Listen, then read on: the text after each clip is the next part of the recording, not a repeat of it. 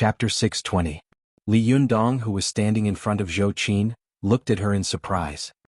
He took a step forward and reached out to pull her, saying, "I am your master. Don't you recognize me?" Zhou Qin immediately took a step back. Her voice was cold and full of grief and indignation. She shouted, "No, you are not Li Yundong. Who the hell are you?" Li Yundong, who was in front of Zhou Qin, looked more and more surprised. He said in surprise, "Are you crazy? You don't even recognize me?" Zhou Qin had a pair of deep, dark eyes. At this time, her eyes were full of tears, and there was a deep sadness in her dark pupils. She smiled bitterly and said, "No, you are not Li Yundong. The real Li Yundong would not talk to me like this. He is a gentleman and he would never cross the line. You are not him, no matter how well you pretend to be him." Li Yundong, who was standing in front of Zhou Qin, sighed and said, "But isn't this what you dream of? Don't you dream about it every night? Don't you just want to be held gently by me?" Zhou Qin suddenly jumped up and said angrily, "Shut up. Who wants to be held by you? You are not him, you are not Li Yundong. You are just an illusion, my illusion. I am just under an illusion." Li Yundong let out a long sigh and said, "Whether it is an illusion or reality, the most important thing is that you are happy, isn't it? Why do people not want to live in a happy illusory world, but in a painful real world?" Zhou Qin raised her hand, and Chiwa instantly appeared in her palm. She smiled bitterly and said, "Of course you won't understand. Why would I want to live in the real world of pain and disappointment?" As she spoke, the chainsaw-toothed Vajra wheel spun rapidly. Its entire body was shrouded in a silver radiance. This radiance became more and more intense, and the speed at which the blazing moon spun also became faster and faster, producing an ear-piercing sound. Zhou Qin pointed at Li Yundong in front of her and said with a sad smile, "Because, my master is still waiting for me to go back. I don't want him to worry about me." In an instant, Chiwe beside Zhou Qin rushed out like lightning and instantly tore Li Yundong into pieces. The moment Zhou Qin saw Li Yundong being torn to pieces, she felt a sharp pain in her heart, almost piercing through her heart. There was nothing in the world more cruel than what was happening in front of her. After Zhou Qin saw that Li Yundong had been torn into countless pieces by the Chiwe, the world around her suddenly shook violently. After a while, she saw that she had suddenly returned to the snowy land where she had gone up the mountain before, and her ears were still echoing with the sound of the bell of the subduing demon Vajra. The monks in front of her were still standing in front of her, maintaining the posture of holding the Vajra pestle in their hands. The copper rings at the top of the Vajra pestle were still colliding with each other. Only then did Zhou Qin understand. It turned out that when the monk in front of her shouted at her, "How dare you be rude to Masako Tachibana?" he paused for a moment, and the monks behind him also paused for a moment. At this moment they released the illusion magic and made her fall into it. The subduing demon Vajra itself had the Buddhist magic power of breaking the inner demons of stupidity and delusion. In addition, the other party was unprepared, so Zhou Qin fell into the trap at once. Standing in front of Zhou Qin, the anger on the face of the monk who could speak Chinese dissipated a little. He shouted, "How dare a guy who is trapped in the sea of love come to Mount Koya to be presumptuous? Let's go. Masako Tachibana won't see people like you." Zhou Qin lowered her head, her body trembling slightly, and she didn't say a word. After a long time, she slowly touched the colorful brocade pouch around her waist. Zhou Qin slowly opened the colorful brocade pouch and took out the Vulcan's whip, Chiwe and Lioha one by one. She held the Vulcan's whip in one hand, and the Chiwe was like a crescent moon guarding her left side. The Lioha was buzzing and guarding her right side. It was divided into two into three, and soon it was divided into 7 Lioha swords, which were exactly the same as the number of these monks. When the monk saw Zhou Qin's posture, he was shocked as if he couldn't believe his eyes. He said in surprise, "Are you crazy? How dare you show off your powerful magical weapon in Mount Koya?" Zhou Qin seemed to turn a deaf ear to his words. With tears in her eyes, she said slowly, "I have only loved one person in my life, and this person, although he is my master, although he does not love me, I still love him, respect him, regard him as a god, and respect him as a teacher. If it's possible, if he needs it, I won't hesitate even if I have to sacrifice my life." The Vulcan's whip in Zhou Qin's hand began to burn with a blazing flame from the handle of the whip, which continued to spread to the tip of the whip. She choked and said, "But you forced me to kill the person I love with my own hands. Although it was just an illusion, although it was just a dream. But you forced me to destroy the most beautiful thing in my heart. You forced me to kill my master. You look for him. Die." "Really?" Zhou Qin suddenly raised her head, and her eyes were full of crazy anger. Her voice instantly became extremely angry and fierce. She swung the Vulcan's whip in her hand and smashed it heavily toward the monk in front of her. The monk saw that the Vulcan's whip was in front of him in the blink of an eye. It was so ferocious that it seemed to tear space and time apart. It produced a powerful suction force that almost made him unable to move. He took a deep breath and held the devil-subduing Vajra in his hand horizontally. Just as he was about to protect himself, a silver light suddenly flashed in front of him. In an instant, the devil-subduing Vajra in his hand was cut into 3 pieces by the Chiwe, and the 2 ends fell into the snow with a muffled thud. The monk was shocked and subconsciously retreated, but Zhou Qin's Vulcan's whip shook and wrapped around his ankle. Zhou Qin shook her wrist and threw him into the air like a sandbag. Zhou Qin's eyes were full of fire. She gritted her teeth and shouted angrily, "I'll let you use illusion magic." As she said this, the Vulcan's whip in her hand suddenly lashed at the monk who had been thrown into the air like a storm. Almost at the same time, when the monk's companions saw this scene, they immediately shouted and rushed up together. But as soon as they moved, the Liuha arrived in an instant and turned into a ball of silver light, enveloping each of them. Without help, the monk who had been thrown into the air by Zhou Qin was instantly set on fire by the Vulcan's whip and turned into a burning fireball. After Zhou Qin slapped the monk fiercely, she threw him to the ground like a rag bag and then went to find trouble with the others. The other monks saw that every part of their companion's skin was unscathed by Zhou Qin. Although the flames all over his body had been extinguished after falling into the snow, he was now covered in smoke and motionless. No one knew whether he was dead or alive. The monk's cultivation was considered top-notch among them, but in the blink of an eye he had been beaten to death by Zhou Qin. They were so shocked that they retreated one after another. One of the monks shouted in Japanese in panic, "Someone is breaking into the mountain. Someone is breaking into the mountain." Zhou Qin saw them shouting and scattering like birds and beasts. For a moment she didn't know which one to chase. She angrily and unwillingly whipped the monk who had fallen to the ground again and spat fiercely. "That's what you get for using illusions." Zhou Qin's whip seemed to have brought the monk back to life again. He immediately let out a miserable howl, which echoed in Mount Koya for a while, arousing a flock of mountain birds. Then there was a loud bell ringing in Mount Koya. A monk in a bright yellow robe and a bamboo hat stood at the entrance of Mount Koya and shouted in a dignified voice in Japanese, "Who dares to offend Mount Koya? Tell me your name." As soon as he finished speaking, Zhou Qin rushed in front of him like a bolt of lightning and shouted angrily, "A good dog doesn't stand in the way. Get out of my way." After that, the Vulcan's whip smashed the air and blasted in front of his face. The monk was shocked and subconsciously shrank his head. His bamboo hat was immediately blown away by the Vulcan's whip. It burned in midair and instantly turned into ashes. Zhou Qin kicked the monk and sent him flying. She didn't stop at all. She quickly went up the stone steps and rushed toward Mount Koya.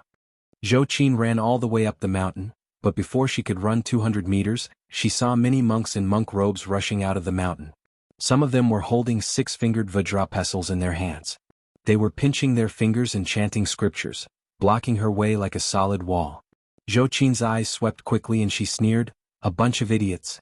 Do I have to climb the stairs?" With a flick of the long whip in her hand, she threw it on the trunk of an ancient fir tree.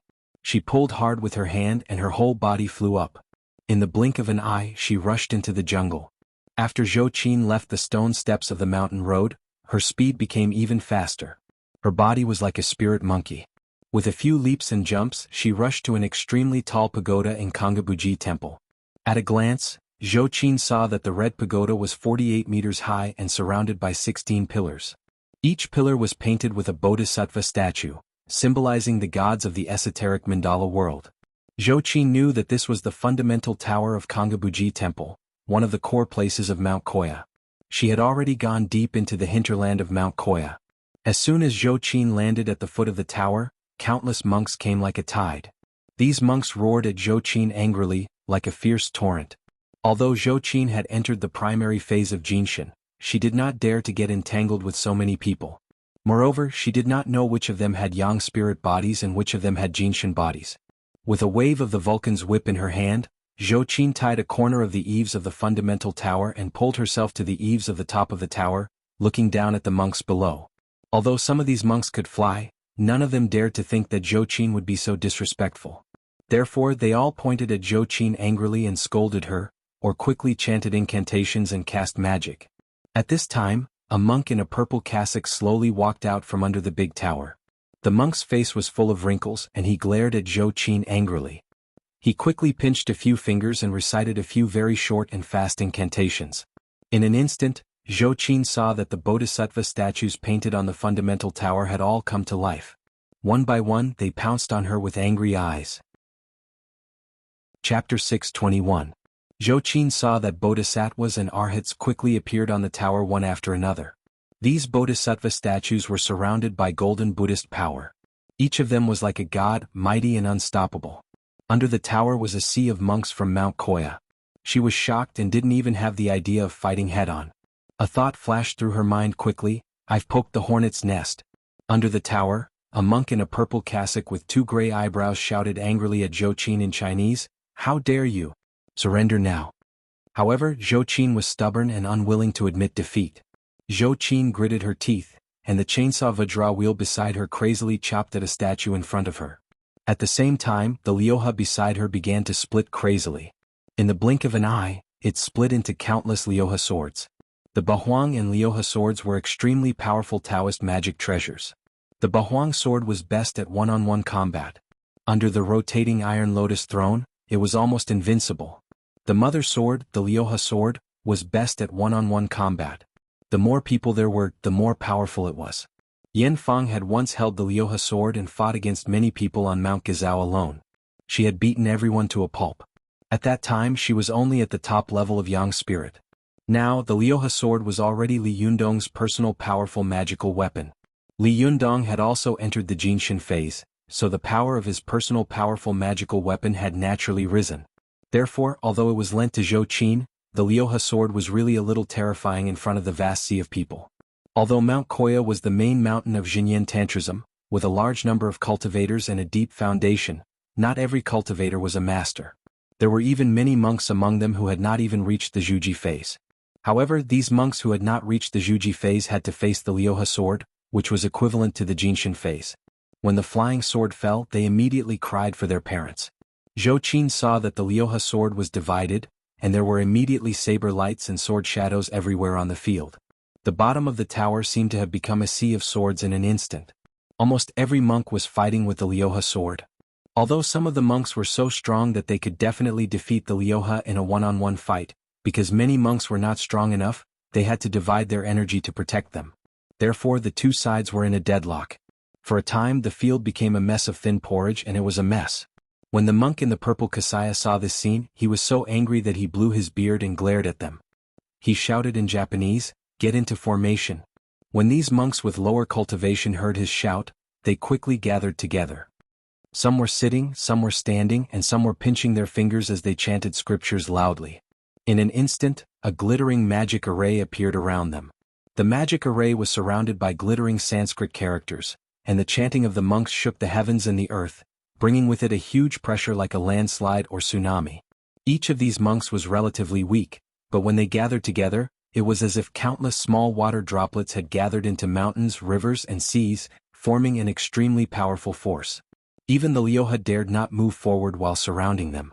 In the cultivation world, no matter which sect cultivators were from, they basically had a common understanding that magic was easy to learn, but magic treasures were hard to find. Magic treasures were easy to find, but magic arrays were hard to find. The various magic arts of various sects represented the most basic power of the cultivation world and were the most fundamental embodiment of the difference between cultivators and mortals. A cultivator who did not know magic arts was embarrassed to say that he was a cultivator. Otherwise, what was the difference between him and ordinary people? Above magic arts there were magic treasures. These magic treasures were all refined by cultivators with a lot of manpower and material resources. Compared with magic arts, magic treasures had the ability to fight alone, so their status in the cultivation world was above magic arts. Because of this, magic treasures were the things that every cultivator dreamed of the most. Even a powerful magic treasure could make an ordinary cultivator become a famous figure in the world. However, magic treasures were not omnipotent. When there was a dominant sect in the cultivation world, this cultivation sect would collect a large number of magic treasures and monopolize them. In order to fight against this situation, some smaller sects would turn to research the development of magic matrices. The most powerful thing about magic arrays was that they could gather everyone's strength together and exert the power of 1 plus 1 was greater than 2. In the face of some exquisite and powerful magic arrays, even Jinxian masters did not dare to take the risk personally. At this time, Zhou Qin was entangled with the Arhat Bodhisattva of the fundamental tower with the Vulcan's whip and the Qi Wei, while constantly observing the situation on the field. After she saw that these monks had formed a strange magic array, the Liuha only dared to do some small-scale harassment and testing around, not daring to attack on a large scale. At this time, the powerful monks also freed up their hands and launched a fierce counterattack against the Liuha in front of them. Even the monk in purple grabbed the Liuha with one hand. He quickly bit his wrist, held a mouthful of blood and was about to spit it at the Liuha. The Liuha had been broken by Li Yunyang twice in a row with the boy's Yuanyang blood. It was originally a psychic magic treasure, so how could it be hit a third time? In the blink of an eye, the Liuha flying all over the sky disappeared in an instant and turned into a sword. It quickly returned to Zhou Qin's side and floated in the air, making waves of unreconciled buzzing sounds. It seemed to be frightened by the old monk in the purple cassock and did not dare to attack again for a while. Seeing this, Zhou Qin became more and more frightened. She did not dare to fight anymore. At the moment when the Chiwa split the Bodhisattva statue in front of her, she shook her wrist and the Vulcan's whip hit the trunk of the nearest ancient tree. She kicked her feet and quickly fled into the depths of the forest. When the monks under the pagoda saw Zhou Qin escaping, they all shouted and chased after her again. Unexpectedly, at this time, the Liuha suddenly turned around and split into countless Liuha swords in an instant. They stared at these monks covetously and eagerly. When the monks saw this, they were shocked. They immediately stopped in their tracks and quickly formed a formation to recite their scriptures. However, the Liuha sword made a feint. After frightening these monks, it immediately turned into a sword and chased after Zhou Qin like lightning into the depths of the mountain. The monk in the purple cassock was furious and shouted, "Monks below the great monk capital, form a formation to protect themselves. The others follow me." The monks of Xinyan Tantrism were divided into 16 levels, namely teacher, lawyer, junior monk capital, little monk capital, middle monk capital, great monk capital, little monk capital, middle monk capital, great monk capital, little monk capital, middle monk capital, great monk capital, and great monk capital. There was more than one great monk of Xinyan Tantrism, so there was a supreme level above the great monk capital, which was the Dharma seal. Historically, if the great monk of Xinyan Tantrism wanted to inherit the position of Dharma seal, he must have amazing magical power and supreme virtue to be qualified to inherit. Among them, the teacher's trial was the lowest level, which was equivalent to the primary level of the first level of the 9 heavens of the Chinese cultivation world, molding body. The great monk capital mentioned by the monk in the purple cassock corresponded to the top level of the yang spirit realm in the 9 heavens of the Chinese cultivation world. After these monks below the top level of the yang spirit realm stayed in place to protect themselves, although the number of people chasing them had been reduced by more than half, the combat effectiveness of these monks had increased by more than one level. Zhou Qin saw that these monks were chasing after her. Almost every one of them was holding an 8-finger-long Vajra pestle in their hands. Each of them was strong and their eyes were like knives and swords. Just by looking at their faces, she knew that they were not to be trifled with. For a moment, she gritted her teeth in her heart. When there was no way out, she saw a relatively dark path in front of her. At the entrance of the path were 2 stone shrines full of classical Japanese characteristics. On both sides of the shrines there were black banners with white characters. Zhou Qin had no time to look at them, so she rushed in. As soon as the monks chasing after her saw her rush in, they immediately stopped and turned to look at the monk in the purple cassock. When the monk in the purple cassock saw Zhou Qin rush into the Okanoin of Mount Koya, he immediately sneered and said, "What a reckless guy. We'll wait for her here. If she comes out, we'll catch her. If she goes inside, then she's already a dead person." Zhou Qin was in a panic and rushed into the Okanoin, the core hinterland of Mount Koya. At first, she didn't pay attention, but as she walked, she found that the light around her was getting dimmer and dimmer. Looking around, she saw that there were towering trees everywhere, and almost every one of them was a 1,000-year-old ancient fir tree that could only be embraced by several people. These ancient fir trees covered the place called Rigoino, which was respected by the Japanese cultivation world. The deeper they went, the less light could come in, as if this place had become another world isolated from the world. These ancient fir trees alone had already made this place feel gloomy and cold, but what made Zhou Qin feel even more creepy was that there were all kinds of tombstones on both sides of the stone steps. Each tombstone was engraved with a person's name, and almost all of them were in traditional Chinese characters. At a glance, Zhou Qin saw that there were some famous big shots. Oda Nobunaga, Takeda Shingen, Tokugawa Ieyasu, Toyotomi Hideyoshi, and so on. When Zhou Qin saw this, she immediately complained in her heart, "Damn it, why did I come here?" Because she had seen the magic of Tachibana Wakako at the Taoist assembly, Zhou Qin had also read a lot of materials after going back and had a certain understanding of Xinyan Tantrism. When she saw this scene, she knew that she had gone to Regoino in a panic. It could be said that Mount Koya was especially divided into Mount Koya and Regoino. Outside Mount Koya were ordinary monks.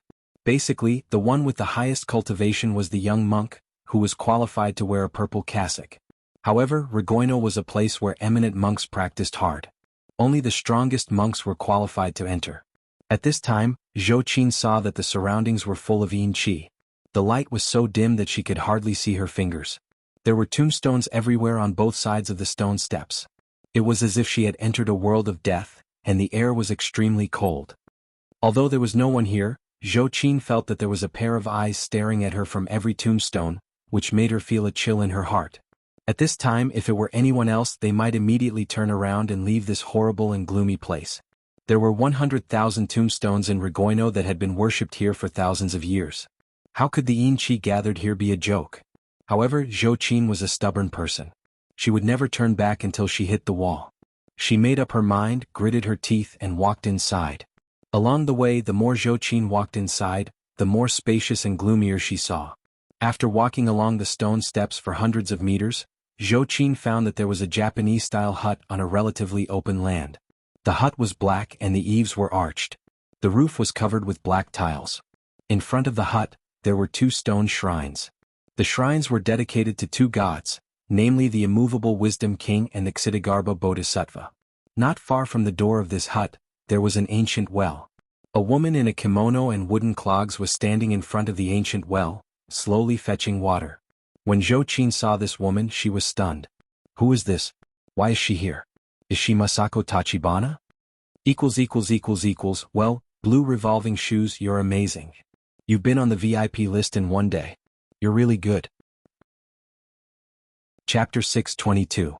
Zhou Qin looked at the woman with great vigilance, only to see that she was shaking a wooden wheel. The wooden wheel squeaked as it turned. As the wheel turned, a wooden barrel was pulled up little by little. But to Zhou Qin's surprise, there was no rope on the wooden wheel. But every time the woman turned the wooden wheel, the barrel in the ancient well would rise a little, as if there was an invisible rope hanging it. After the woman lifted a bucket of water, she turned around and walked back to the room behind her. However, there were 5 holes in the wooden barrel she was carrying. Along the way, almost all the water had leaked out. When she walked to a huge water tank on the side of the hut, the water in the bucket was almost completely leaked. She stood on her tiptoes, lifted the bucket and poured it into the huge water tank, but only a few drops of water were poured in. However, the woman didn't notice it at all. After pouring the water, she immediately carried the bucket back to the side of the ancient well, and then slowly began to draw water again. But what surprised Zhou Qin the most was that the soil under the water tank was wet. It was obvious that the water tank itself was also leaking. Seeing her repeating this action mechanically, Zhou Qin felt strange in her heart. She couldn't help thinking to herself, this water tank is as big as a person, and it's so thick that it would take several adult men to wrap their arms around it, but this woman can only draw a few drops of water at a time. Besides, the water tank itself is leaking. Even if a full bucket is poured in, it will leak clean. If I draw water like this, I'm afraid that I won't be able to fill the tank until the end of time. Zhou Qin watched quietly from the side for a long time. The woman seemed to not notice her existence and kept repeating this action. When Zhou Qin saw the woman repeat this action for the 50th time, she couldn't help but say, "Why don't you fix the water tank in the wooden barrel with 5 holes before you draw water?" When the woman heard Zhou Qin's words, she smiled slightly, turned her face and looked at Zhou Qin with interest. She asked in very standard Chinese, "Why don't you get rid of all the hostility in your body and talk to me again?" Zhou Qin saw that the woman looked to be in her 30s, and her skin was smooth and snow-white. She frowned secretly and said, "How could I have hostility all over my body?" The woman smiled faintly and also fell down. "My wooden barrel is also intact." As she spoke, she slowly picked up another bucket of water. This wooden bucket was still leaking heavily. As she walked, the water leaked out completely. Zhou Qin pointed to the water stain under her feet and said, "Look, is it leaking?" The woman also pointed in the direction of Zhou Qin and said with a smile, "Look, aren't you full of hostility?" Zhou Qin was surprised and said unhappily, "I'm kind enough to remind you, but you're playing tricks with me. Do you think I don't understand what you're saying? If the monks at the foot of the mountain hadn't offended me first, why would I be so angry?" The woman smiled and said, "You're right. Everything has a cause and effect. But have you ever thought about why I'm constantly fetching water here?" Zhou Qin frowned and asked, "Did you make a mistake and get punished?" The woman smiled and said, "That's right, I made a big mistake, so I'm punished to use this bucket of 5 leeks to fetch water until the water jar is full." Zhou Qin said with some sympathy, "Ah, I thought you were Masako Tachibana, but I didn't expect that you weren't. Were you punished by Masako Tachibana to fetch water here?" The woman laughed and said, "Yes, you're so smart. You guessed it right." Zhou Qin saw that the woman was kind and polite. Although she was not very beautiful, her face was gentle, and there was a different kind of tranquility in her movements. The resentment in her heart gradually dissipated a lot. Zhou Qin said, "You are also very smart. At a glance you know that I was chased up the mountain. Why didn't you catch me?" The woman smiled and shook her head. "I'm not interested in your business, but the hostility in you is obvious. Look, the souls here are all looking at you." As she said this, she pointed around. Zhou Qin looked around and saw that the tombstones were standing silently like a forest. There was no sign of a ghost. However, there was an incomparably huge pressure in this silent silence, which made her hair stand on end. Zhou Qin shivered secretly and asked, "I was forced to." "Forget it, let's not talk about this. I want to ask you, do you know where Masako Tachibana is? I want to see her." The woman stopped fetching water and looked at Zhou Qin carefully with interest. She asked, "What do you want to see her for?" Zhou Qin said, "She sent a letter to my master a while ago. Now I'm sending a letter back." The woman laughed and said, "I see. I understand."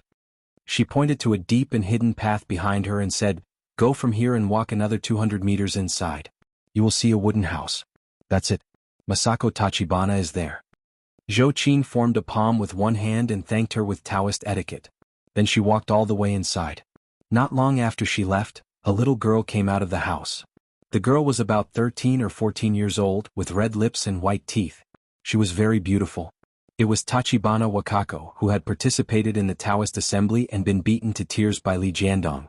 Tachibana Wakako stepped on wooden clogs and ran to the woman with small steps. She asked curiously, "Grandma, why didn't you show her the wrong way? Why did you tell her where her mother lives?" Tachibana Wakako's grandmother lowered her head and smiled slightly. "Silly child, she has already gone the wrong way, but how can we let her go the wrong way again?" Tachibana Wakako blinked her eyes as if she understood. "But she is our enemy?" Tachibana Wakako's grandmother laughed and said, "There are no eternal enemies and there are no eternal friends. Tachibana Wakako, you have to remember this sentence." Tachibana Wakako pouted unhappily and said, "I don't want to be friends with them. They caused my mother to be scolded so badly by many people, and I was scolded so badly by my mother. I hate them so much." Tachibana Wakako's grandmother shook her head helplessly and said with a smile, "More than 10 years ago, I was very good friends with the masters of these people. Alas, I didn't expect it to become like this now. I really didn't expect it." Tachibana Wakako's eyes widened and she asked curiously, "Really, Grandma? I've never heard you say that. Who are these people that you are talking about? Are you referring to that hateful Li Jiandong?"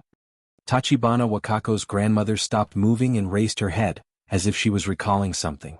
She said slowly, "I'm talking about Li Jiandong's friend. That little girl named Ziyuan, she has a very great master called Wang Yuanshan." When Tachibana Wakako heard this, she became interested. She supported herself with her hands and sat on the edge of the ancient well. Her legs, which were wearing white horizontal cotton socks, were kicking. She asked with a smile, "Grandma, is this Wang Yuanshan your lover?" Tachibana Wakako's grandmother couldn't help laughing. She looked at Tachibana Wakako reproachfully and said, "You are not allowed to be disrespectful to him." She didn't continue the topic of Tachibana Wakako, but let out a long sigh and said, "When I went to Shiyuan Temple in Dongwu City, China, to worship the statue of Master Hongfa, I met him by accident. At that time." As Tachibana Wakako's grandmother spoke, she seemed to recall the scene of that year, and she couldn't help showing a gentle expression on her face. She said softly, "At that time he followed me all the way out of Shiyuan Temple and followed me for a long time. At that time I thought he was a lecher and wanted to drive him away. Unexpectedly, he suddenly told me that although the magic power all over my body looked powerful, it was actually vulnerable. At that time, I was proud and arrogant, so I was unwilling to believe him, so I asked him to a place to fight in private.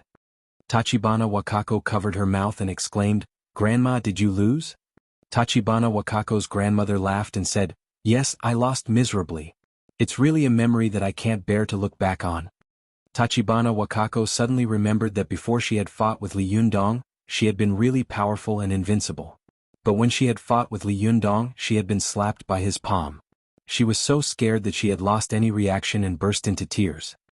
Tachibana Wakako suddenly became unhappy and said, "Yes, the last time I fought with Li Yundong, I also lost miserably. I even cried. It's shameful to think about it."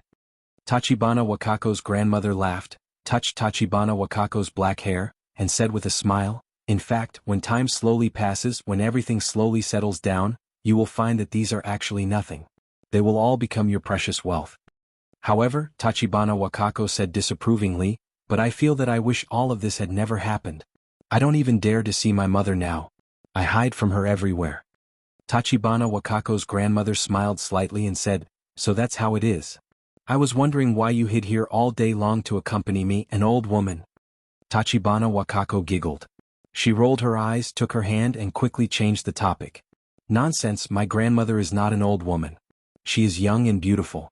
By the way, Grandma, what happened after you lost to Wang Yuanshan? Did you fall in love with him at first sight?" The eyes of Tachibana Wakako's grandmother suddenly became extremely soft. She didn't comment and said softly, "After I lost, I was convinced and wanted to take him as my teacher, but he insisted on not doing so. But when I asked him why he lost, he refused to tell me. So I kept pestering him and followed him for more than 2 months." As she spoke, she fell into that period of memories for a moment. The smile on her face became more and more gentle and sweet. After a long time she said, "It's a pity that he refused to accept me. Maybe it's because I'm the goddess of Regoino. But in the end, when I left, he handed me this barrel and said to me, 'When you use this barrel to fill a huge and leaky water tank, you will understand why you lost to me.'" Tachibana Wakako let out an and suddenly said, "So that's how it is. Grandma, why have you been fetching water here for more than 10 years? But this barrel and tank are both leaky, so it's impossible to fill them up." Tachibana Wakako's grandmother sighed and said, "Yes, for the past 10 years I've been using this bucket to fetch water, but I've never been able to fill the water tank. Not to mention filling it up, I can't even fill half of it. Alas." Tachibana Wakako pouted and said, "Grandma, I think Wang Yuanshan is playing tricks on you. This is simply impossible." As she spoke, she jumped down from the edge of the well, picked up the barrel in her hand, held it in front of her eyes and said, "Grandma, look, if it wasn't for that sister, I wouldn't have paid attention to this barrel. There are so many holes in it, 1, 2, 3, 4, 5. Wow, there are 5 holes. There are also holes on the side, and the most important thing is that there are also 2 holes at the bottom. If you use this kind of wooden barrel to fetch water, of course you can't get water." Tachibana Wakako said with a serious face, "Although I don't like that sister just now, she is right. Why don't you mend the 5 leaky bucket and the water tank? This sentence is very reasonable." Tachibana Wakako's grandmother smiled and said, "Where is the reason? Well, this morning I saw on Weibo that there were children waiting for an update. I waited until after 5 o'clock. I was really ashamed. Although there were a lot of things to do and I was unable to explode, I felt that it was not good to let the readers wait for the update. I sincerely apologize to all my readers, and to the reader who waited until 5:30 a.m. to be bitten by a mosquito. In the future, I will try my best to update a chapter in the morning or at noon and advance the update time. Even if there is a change, I will definitely tell the readers in advance in the previous chapter. This is my fault. I apologize again.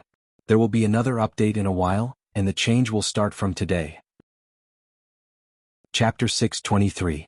Tachibana Wakako said innocently, "Mend the bucket and the water tank and you can quickly fill the tank with water and then you can go out. Isn't it uncomfortable to stay in this place all day? You've been here for more than 10 years. Tachibana Masako's grandmother laughed and said, "It's been more than 10 years. Do you still care about this? Lord Yuanshan asked me to fetch water. He must be testing my willpower and endurance. He must think that my endurance and willpower and cultivation are not enough, so I will lose to him." Tachibana Wakako said angrily, "Nonsense. He must be playing tricks on you. How can there be such a test of willpower and endurance? There are 5 more holes in a wooden barrel. No matter how powerful he is, he can't fill a water tank.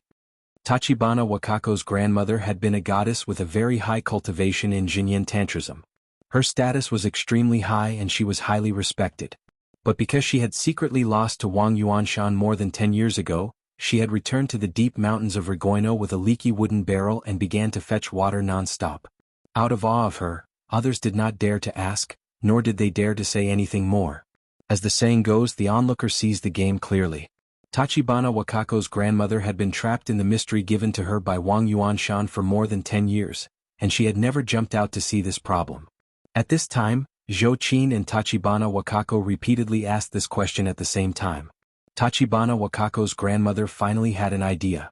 She had subconsciously repeated the word 5-leak bucket with Zhou Qin's words, but she didn't pay attention at that time. At this time she was stunned for a moment and murmured, 5 leaks? Why are there only 5 loopholes? She took the wooden barrel from Tachibana Wakako's hand and looked at it carefully. The more she looked at it, the more her eyes shone. Her voice gradually became excited and she said in a low voice, yes, didn't Buddha say that men have 7 treasures and women have 5 leaks? Do the 5 loopholes in this wooden barrel refer to the 5 loopholes in my body? Tachibana Wakako's grandmother was also a great cultivator. Although she was the goddess of Jinyan Tantrism, she had read the cultivation classics of various sects and schools since she was a child. She was very knowledgeable, but she got into a dead end for a while and couldn't turn around. At this time she was inadvertently pointed out by someone, and she immediately pushed away the clouds and saw the bright moon. Buddhist cultivation was completely different from Taoist cultivation. In the beginning, Taoist cultivation was just like Buddhism. It only focused on cultivating one's life, which was to cultivate one's own spiritual world. It didn't pay attention to cultivating one's nature, which was to cultivate one's physical body. However, ever since Zhang Buduan advocated dual cultivation of life and body in the northern Song dynasty, almost all the Taoist sects accepted his view and began to cultivate their spirit and body at the same time. In the past, Zhang Buduan had made an appointment with a monk to travel around Yangzhou in the form of Yang spirit. After returning, the monk talked about the blooming of Cheonghua in Yangzhou, but Zhang Buduan smiled and did not say anything. He took out a Cheonghua from his sleeve. The monk was shocked. His Yang spirit could not touch things, but Zhang Buduan's Yang spirit could, so he broke a Cheonghua and came back. The monk asked him why. Zhang Buduan said, you cultivate your life but not your nature, and I just cultivate my life and body. It was also for this reason that after the northern Song dynasty, more and more Buddhist sects began to cultivate their life and body, but their cultivation methods and ideas were different. The magic and cultivation ideas of Jinyan Tantrism were passed down from the Tantrism of the Tang dynasty, so they also paid attention to cultivating life rather than nature. Moreover, for thousands of years, the ancient meaning school of Jinyan Tantrism had been entrenched in Mount Koya and had been fighting with the new meaning school. Although they were powerful, in order to emphasize the difference between their cultivation ideas and that of the new meaning school, they had always been self-restrained. In addition, the hierarchy in Japan was obvious, and the relationship between superiors and subordinates was extremely strict. All kinds of rules and systems were like steel and concrete blockhouses that were indestructible, and almost no one could shake them. This situation had led to the steady development of the Japanese cultivation world. It had a deep foundation and great power, but it also made it impossible for them to be like the Chinese cultivation world.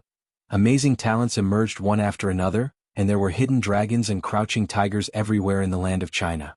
Tachibana Wakako's grandmother accidentally figured out this forbidden area of doubt that no one had tried to touch for thousands of years. She was ecstatic and said to herself, yes, it must be so. Only the Taoist cultivation sects in the world pay attention to repairing the 5-leakage body. He must have seen that I didn't repair the 5-leakage body, so he used this to warn me. This wooden barrel is referring to my 5 apertures body, and this large water jar is referring to my cultivation. Although the water tank is huge due to the defects of the 5-leakage body, it can't be filled with water. No matter how much water I get, it will leak clean. Yes, that must be what Lord Yuanshan meant. Alas, when I saw this girl's hostility, I wanted to enlighten her according to her wishes, but I didn't expect that I would be enlightened by her instead. It's ridiculous, ridiculous. Tachibana Wakako's grandmother finally couldn't help but raise her head and laugh. I understand, Lord Yuanshan, so that's what you mean. I understand. She burst into laughter. Her voice penetrated the dark and gloomy Regoino and rushed straight into the sky, shaking Mount Koya so that her laughter echoed everywhere. The mountains shook and thousands of birds came out of the forest.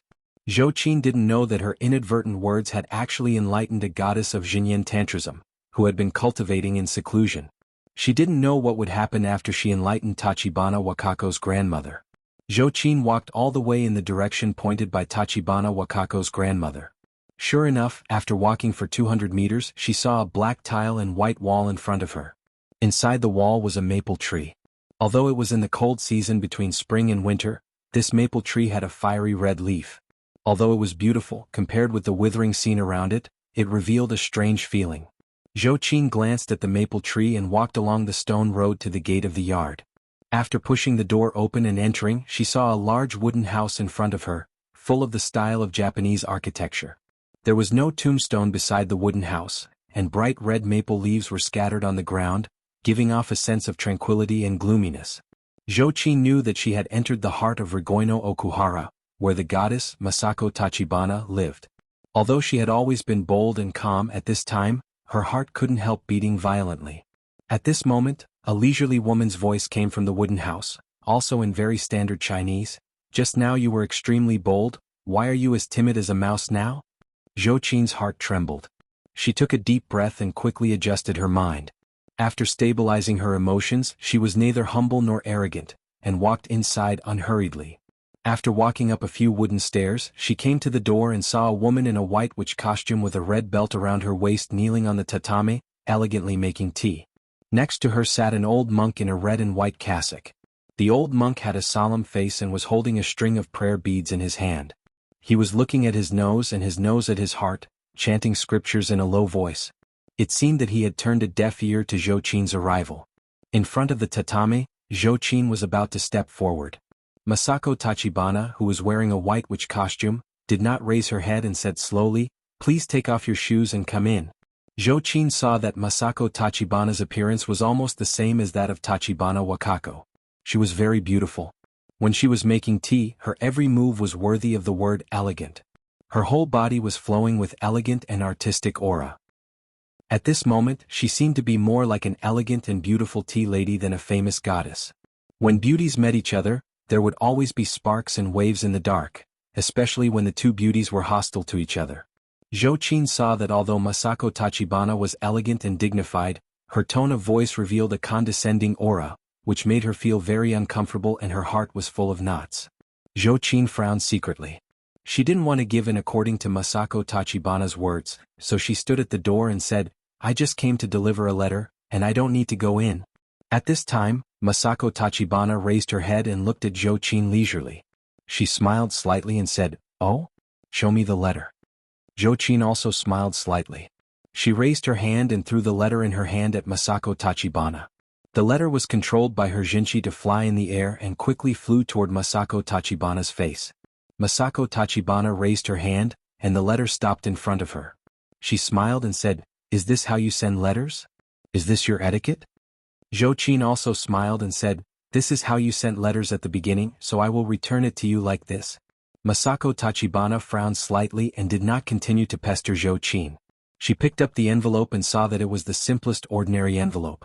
There was no word on it and it was not even sealed. It was not solemn at all. She could not help but frown deeper. When she opened the letter inside and glanced at it, she saw 6 murderous cursive characters leaping out of it. The murderous aura contained in these 6 characters was aggressive, like a longbow that was ready to be shot, like a sharp sword that would be unsheathed at any time. Even the red-robed monk beside him couldn't help opening his eyes slightly and glancing at the letter. But he just glanced at it and soon closed his eyes again. Masako Tachibana looked at the reply in front of her meaningfully and laughed. There was anger in her laughter. Good words, good momentum. He is indeed a master who defeated Tachibana Wakako. I really want to meet him right away. As she said this, she raised her head and said to Zhou Qin, "Who are you to him?" Zhou Qin said, "I'm his disciple." Masako Tachibana nodded and said, "I see." After that, she continued to make tea leisurely, leaving Zhou Qin aside. Seeing that she didn't respond, Zhou Qin originally had a stomach full of words to say, but at this time, there was no place to vent them. She held her breath in her heart and said unhappily, "Since there's nothing else, I'll go back first." At this time, Masako Tachibana raised her head and looked at Zhou Qin in surprise. She said, "Are you leaving?" At this time, Zhou Qin had already turned around and was about to leave. Hearing this, she also turned around and asked, "Why don't you leave?" Masako Tachibana stared at Zhou Qin as if she were looking at an idiot. She said in surprise, "You injured the monks of our Mount Koya, made a scene in Mount Koya, and broke into the Okwen without permission. How dare you want to leave? What do you think Mount Koya is?" Zhou Qin's heart tightened, and her voice slowly became cold. She said in a deep voice, "Do you want to detain me?" Masako Tachibana said lightly, "You have to give us an explanation. Otherwise, if the matter gets out, what will others think of our Mount Koya?" Zhou Qin sneered and said, "It's you who are disrespectful and rude." Masako Tachibana also said coldly, "Then can you do such a cruel thing?" Zhou Qin raised her eyebrows and was furious in her heart. "What about the illusion that you forced me to kill my master?" But at this time, Zhou Qin had calmed down. She knew that it was useless for her to say such words, so she swallowed them back. She sneered and said, "If you want to detain me, it depends on whether you have the ability or not." Hearing her words, Masako Tachibana immediately burst out laughing. Her voice was full of disdain and sarcasm, as if she was mocking Zhou Qin for overestimating herself. Zhou Qin was proud and arrogant. How could she stand such ridicule? Her eyebrows were getting higher and higher, and her hands slowly touched the Vulcan's whip around her waist. However, Masako Tachibana seemed to not notice her movements. She still laughed unscrupulously and left the door wide open. Seeing that she was so arrogant, Zhou Qin was even more angry. After holding the handle of the Vulcan's whip in her hand, she was about to exert her strength when she suddenly heard a hurried shout from behind, "Stop, don't hit me." Chapter 624. When Zhou Qin and Masako Tachibana heard the voice, they couldn't help but look in the direction of the voice. They saw a woman in a cherry blossom kimono running over with small steps. It was the woman Zhou Qin had met before. When Masako Tachibana saw her, she was stunned and said in surprise, "Mother?" The red-robed monk, who had been chanting the scriptures in a low voice, also raised his head at this time. He opened his eyes in surprise and looked at the woman. He stood up and asked in astonishment, "Tsuruko Tachibana, why did you come out?" He saw that the melancholy that had been hidden between Tsuruko Tachibana's eyebrows had been swept away.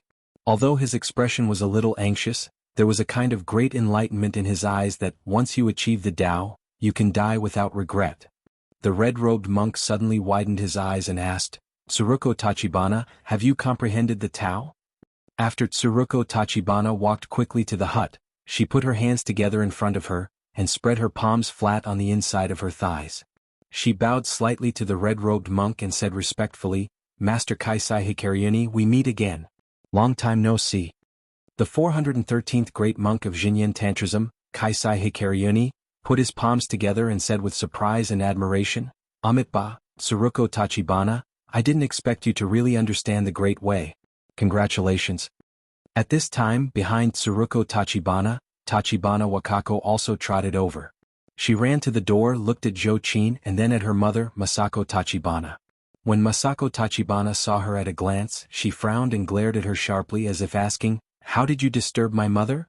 Tachibana Wakako secretly stuck out her tongue. How dare she speak? She immediately hid behind Tsuruko Tachibana and made a face at her mother. Her eyes were cunning and she argued, "It's not me. It's Grandma who wants to come."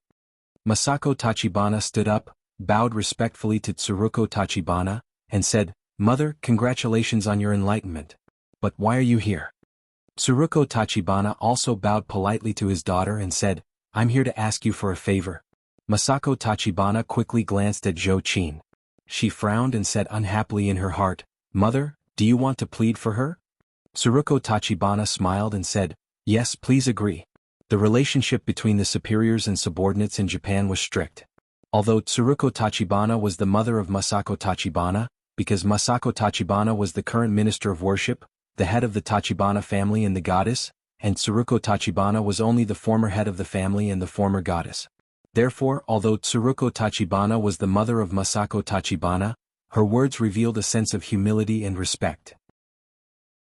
Masako Tachibana said angrily, "Mother, don't you know that she injured the monk guarding the mountain, offended the fundamental tower, and offended the Okanoin? She has committed many unforgivable crimes. If I let her go like this, how am I going to explain it to the others? Do you know that if we do this, the other sects will gossip about us behind our backs? Tsuruko Tachibana sighed softly. She took off her wooden clogs and walked up to the tatami with small steps. Then she knelt down and said softly, Masako Tachibana, I know what she did. But for my sake please let her go. Masako Tachibana said angrily, why? Tsuruko Tachibana glanced at Jochin and said, because she was the one who asked me to comprehend the Tao. Masako Tachibana's face was suddenly full of shock. She looked at Jochin in disbelief and said, She? She is just a cultivator who has just entered the Jinshin phase. Can she give you advice? Mother, are you confused? Tsuruko Tachibana sighed softly and said, Masako Tachibana, you are the one who is confused. Don't you know that sage Confucius has also been enlightened by children? Haven't you read the story of two children debating the Great Way? The Great Way is invisible and the Great Sound is silent. It's not that whoever has a high cultivation must master the Great Way. Sometimes it's around us but we haven't paid attention to it. If Jochin hadn't broken in and inadvertently given me some advice, I'm afraid I would still be trapped in the mystery. Masako Tachibana glared at Jochin unwillingly and said, But mother, she just said something inadvertently. Tsuruko Tachibana smiled and said, That's right. There was a sentence in the first chapter of Strange Tales from a Liaozhai written by Pu Songling. I said it to you on your 10th birthday.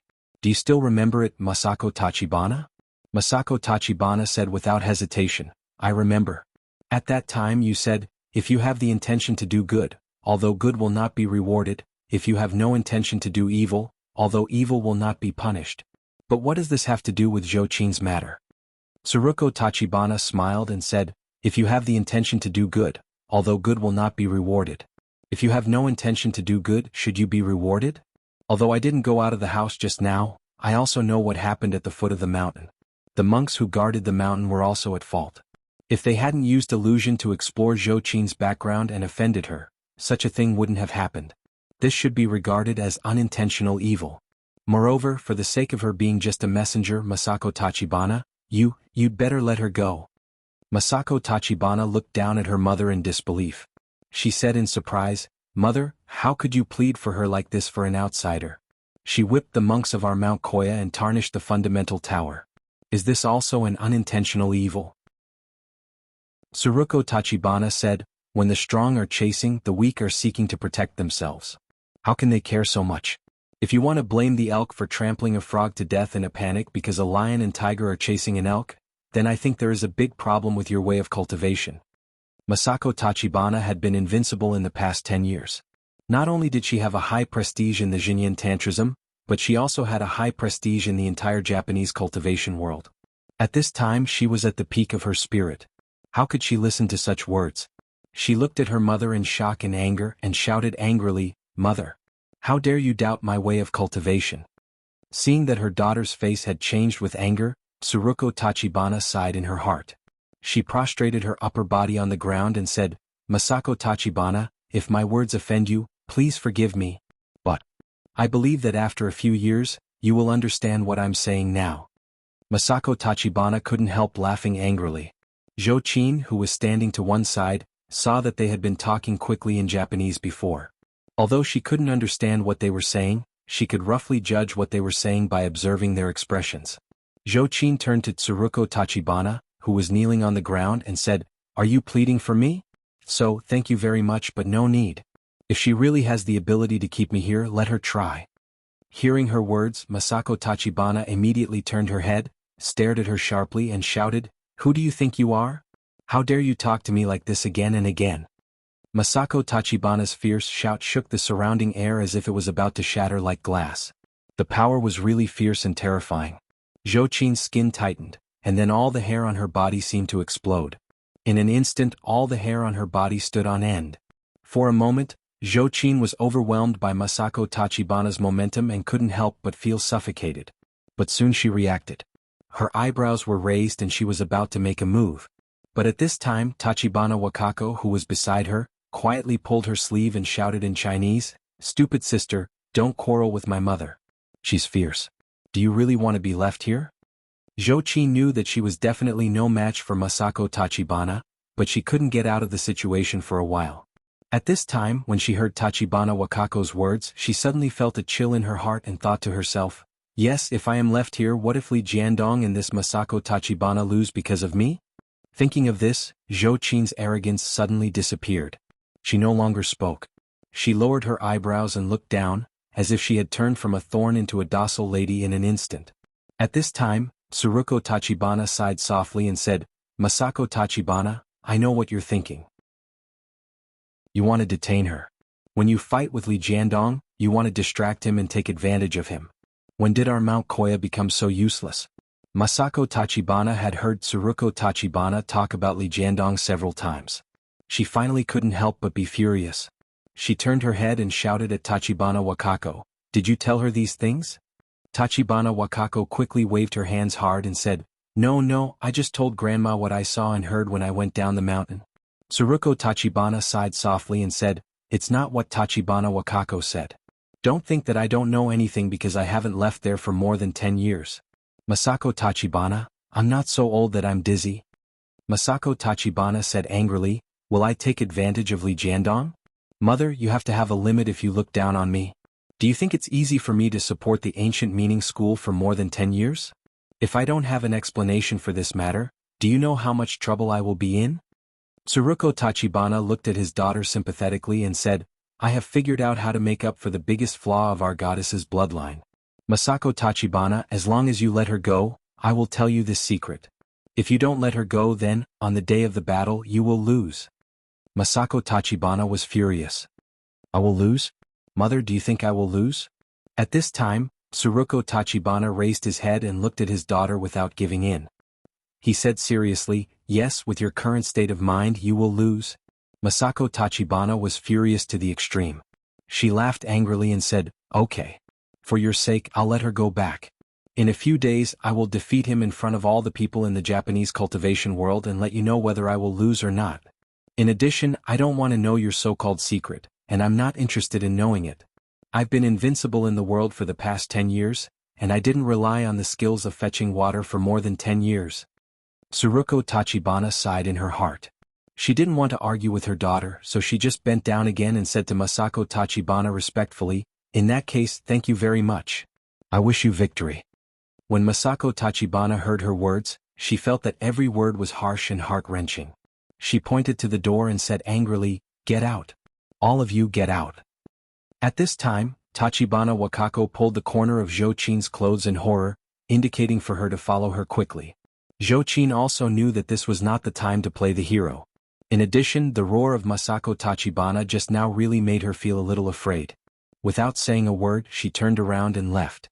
Kaisai Hikaryuni, who had been silent and reciting scriptures in a low voice, opened his eyes at this time and looked at Zhou Qin's back. He sighed softly and said in a low voice, It's easy to let a tiger go back to the mountain, but it's difficult to catch a dragon in the sea. Amitabha.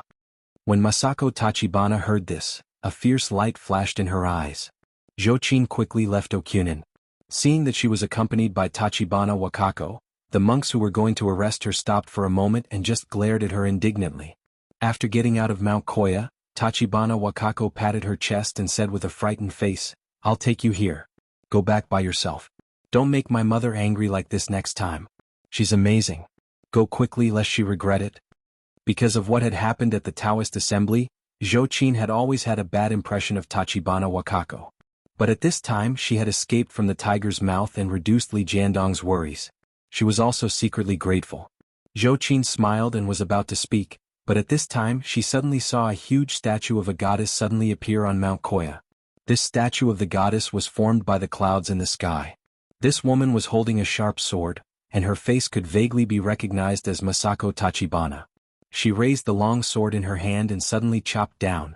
Tachibana Wakako suddenly exclaimed, Oh no, Mom broke her promise. Run. Chapter 625. Masako Tachibana gathered the clouds into a phase hen and wanted to chase after Zhou Qin. But at this time, Tsuruko Tachibana stood at her feet and shouted, Masako, don't. You can't be a goddess who goes back on her word. Is victory or defeat really that important to you? When Masako Tachibana heard Tsuruko Tachibana's words, she was shocked. Masako was the nickname her mother had used to call her when she was a child. Masako Tachibana hesitated for a moment, but she remembered what the monk had said before. Soon she gritted her teeth and chopped down with her sword. This sword blotted out the sky and covered the earth. It was as if an indomitable giant was brandishing an incomparably sharp sword, wanting to tear apart the sky and sever the earth. At this time, Tachibana Wakako also looked at the earth-shattering sword and couldn't help exclaiming, "Vajra Wisdom Sword? Mom, no." Her mother and daughter pleaded for mercy at the same time. No matter how hard Masako Tachibana's heart was, she couldn't help but be shaken again. She let out an unwilling roar. Instead of slowing down, the long sword in her hand sped up and chopped down. Zhou Qin saw that the sword was coming fiercely, and the pressure was so terrible that she almost couldn't move. Even if she wanted to break through this kind of confinement, it was too late. She simply gritted her teeth and used the power of Jinshin to protect her whole body. She stood still and glared at the sword that was coming down on her face. With a loud bang, the sword cut Mount Koya as if there was a terrible earthquake. With a crack appeared on the ground, extending from the top of the mountain to Zhou Qin's feet. Masako Tachibana's Fazhen glared at Zhou Qin in midair and shouted in a voice that shook the sky, "You have guts. If you had wanted to escape just now, you would have been a dead man.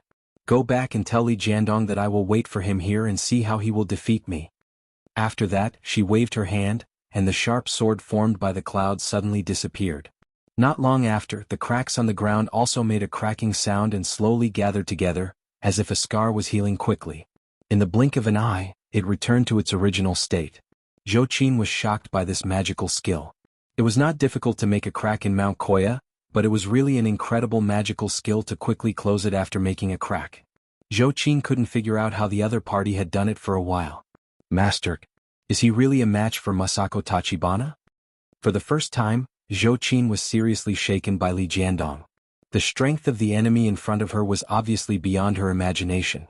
Seeing her mother stop at the critical moment, Tachibana Tachibana Tachibana Tachibana Tachibana, Tachibana Tachibana, Tachibana Tachibana Tachibana also came down the mountain.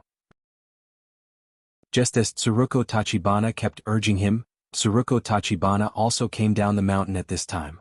He trotted all the way to Zhou Qin and bowed apologetically. "I'm so rude.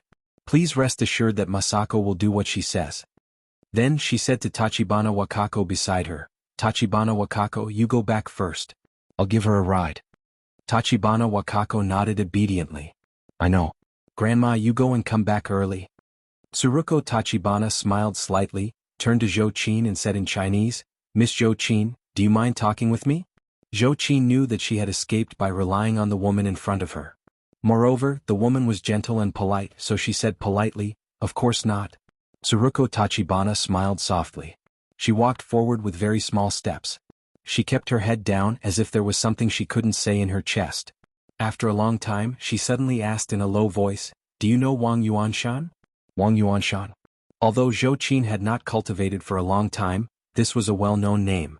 She nodded and said, "Yes, why? You know him too?" Tsuruko Tachibana smiled and told her about her acquaintance with him. Then she asked with concern and hope, "Do you know where he is now?" Zhou Qin's eyes flashed as she looked at Tsuruko Tachibana in front of her. Although she was a grandmother, her appearance was no different from that of a 30-year-old woman. She was not very beautiful, but her whole body revealed the unique gentleness of a Japanese woman. In particular, it was obvious that she, like herself, loved an unreachable man deeply. This made Zhou Qin feel a little sad for a while. She sighed softly and said, "Wang Yuanshan. He has ascended and become an immortal." "What?" Tsuruko Tachibana trembled slightly and cried out in disbelief, "Is he dead?" Zhou Qin shook her head and said, "No, he just started another life in the immortal world." Tsuruko Tachibana's face was full of sadness and sorrow. She said in a low voice, "Yes, he must have a good life in the immortal world, very good." As she said this, she raised her head and looked at the vast sky. Her expression seemed to be about to smile, but the corners of her eyes were full of unconcealable sadness. She said, "I really want to know what the immortal world is like." Zhou Qin said casually, "When you are with the person you love, everywhere is the immortal world." Tsuruko Tachibana suddenly turned his head and looked at Zhou Qin in surprise, as if he couldn't believe that such a young and impulsive girl would say such a thing. After a while she smiled sweetly and said, "You're right. I believe that you will be happy in the future." Zhou Qin smiled bitterly. She didn't want to continue such a sensitive topic with a stranger, so she changed the topic and asked, "Why did you save me?" Tsuruko Tachibana smiled slightly and said, because you inadvertently enlightened me. Without you, I might have continued to be trapped. As she said this, she told the whole story and then sighed with emotion. I really didn't expect that the simplest answer in the world has been in front of me for more than 10 years, but I have never seen it. Zhou Qin also seemed to understand something. She thought to herself, what a close call. I'm ashamed. If I hadn't said that casually, I'm afraid that things would have been difficult to resolve today. It's a small matter for me to be arrested, but it's a big matter if I get my master involved. It seems that I'd better be less impulsive in the future. But on second thought, Zhou Qin thought, however, Tsuruko Tachibana has comprehended the great way at this critical juncture. It can be said that the only defect of the goddess will be made up for by her. Masako Tachibana's cultivation method is higher than that of my master. If she also knows, won't my master lose? In this way I hurt him more? Thinking of this, Zhou Qin was stunned for a moment and couldn't speak for a long time. Tsuruko Tachibana seemed to know what she was thinking. He smiled and said, don't worry, I won't tell Masako. Zhou Qin asked suspiciously, why? Don't you want your daughter to win? Tsuruko Tachibana sighed softly and said, I once said, misfortune is a blessing in disguise, and misfortune is a blessing in disguise. Masako has been too smooth in the past 10 years. She seems to be very glorious, but in fact she is facing an abyss and in danger. If she can learn from a failure just like me, it's not a bad thing. Zhou Qin saw that the Japanese woman in front of her was not only well-cultured, but also sensible. Even if the sects were hostile to each other and dirty, she couldn't help but respect Tsuruko Tachibana. If the whole Mount Koya thinks like you, that would be great. Tsuruko Tachibana smiled slightly and said helplessly, I've already jumped out of the 3 realms and am no longer in the mortal world. I'm far away from fame and fortune, so I can naturally stay out of the world. But Masako Tachibana can't. There are too many things on her shoulders. She is also forced to do so. Zhou Qin snorted coldly and said, even so, can you use despicable means to steal our Medicine King tripod and threaten my master? Tsuruko Tachibana was stunned. What's going on? Zhou Qin told him what had happened. Tsuruko Tachibana was stunned and frowned slightly. She whispered to herself, how did Mount Koya become like this in the past 10 years? It shouldn't be. Tsuruko Tachibana said to Zhou Qin, anyway, I still ask you to tell your master Li Yundong that if he wins in the future, please show mercy. Masako Tachibana is just a person in Jianghu and she can't help it. Zhou Qin let out a long sigh and said, then go back and ask your daughter. Ask her if she will show mercy if my master loses. This sentence stunned Tsuruko Tachibana. No one knew her daughter better than her mother. She smiled helplessly and said, I see. Miss Zhou Qin, I'll send you here. I hope that the next time we meet, we won't make such a big fuss again. Zhou Qin nodded, thanked Tsuruko Tachibana again and turned to leave Mount Koya. When Zhou Qin left, she did not choose to take any transportation. Instead, she chose to fly back to her home in Tianan City. As soon as she got home, she saw the little foxes in the room surrounding the TV. Su Chan saw Zhou Qin at a glance and immediately laughed. Sister Zhou Qin, you're back? How's it going? Has the letter been delivered? Zhou Qin thought of her trip to Mount Koya. What had happened really made her sigh with emotion. She sighed softly and said, it's a long story. Su Chan blinked her eyes in confusion. If you can't explain it clearly in one sentence, then 2 or 3 sentences. Zhou Qin didn't seem to want to talk about these things. She changed the topic and asked, where's Master? Su Chan's face suddenly showed a resentful expression. He's in seclusion again. This time even I'm not allowed to go with him. Before the big battle, it was better to sharpen the spear than not. Zhou Qin nodded and asked again, what about Ziyuan? Su Chan pointed in the direction of the door next door and said, she's in her own room. Go find her. Zhou Qin knew that Wang Yuanshan was Ziyuan's master. Since she knew something about Wang Yuanshan, she should naturally tell Ziyuan. She didn't go through the front door. Instead, she jumped gently from the balcony of the back door to the balcony of Ziyuan's residence and entered the room. As soon as she entered the room, Zhou Qin saw Ruan Hongling, who she hadn't seen for many days, sitting on the sofa in a daze, with tears in the corners of her eyes. Zhou Qin couldn't help but be stunned and asked, Ruan Hongling? What's wrong? Chapter 626. When Ruan Hongling heard Zhou Qin's voice, she immediately stood up. She quickly turned around and wiped her eyes. When she turned around, her face was already full of smiles. Zhou Qin, you're back? Have you seen my Shiji? Zhou Qin's heart was full of questions, but when she saw that Ruan Hongling was unwilling to answer her question, she didn't want to pursue it any further. She said, "No, I was just about to come to find her. Where have you been these days?"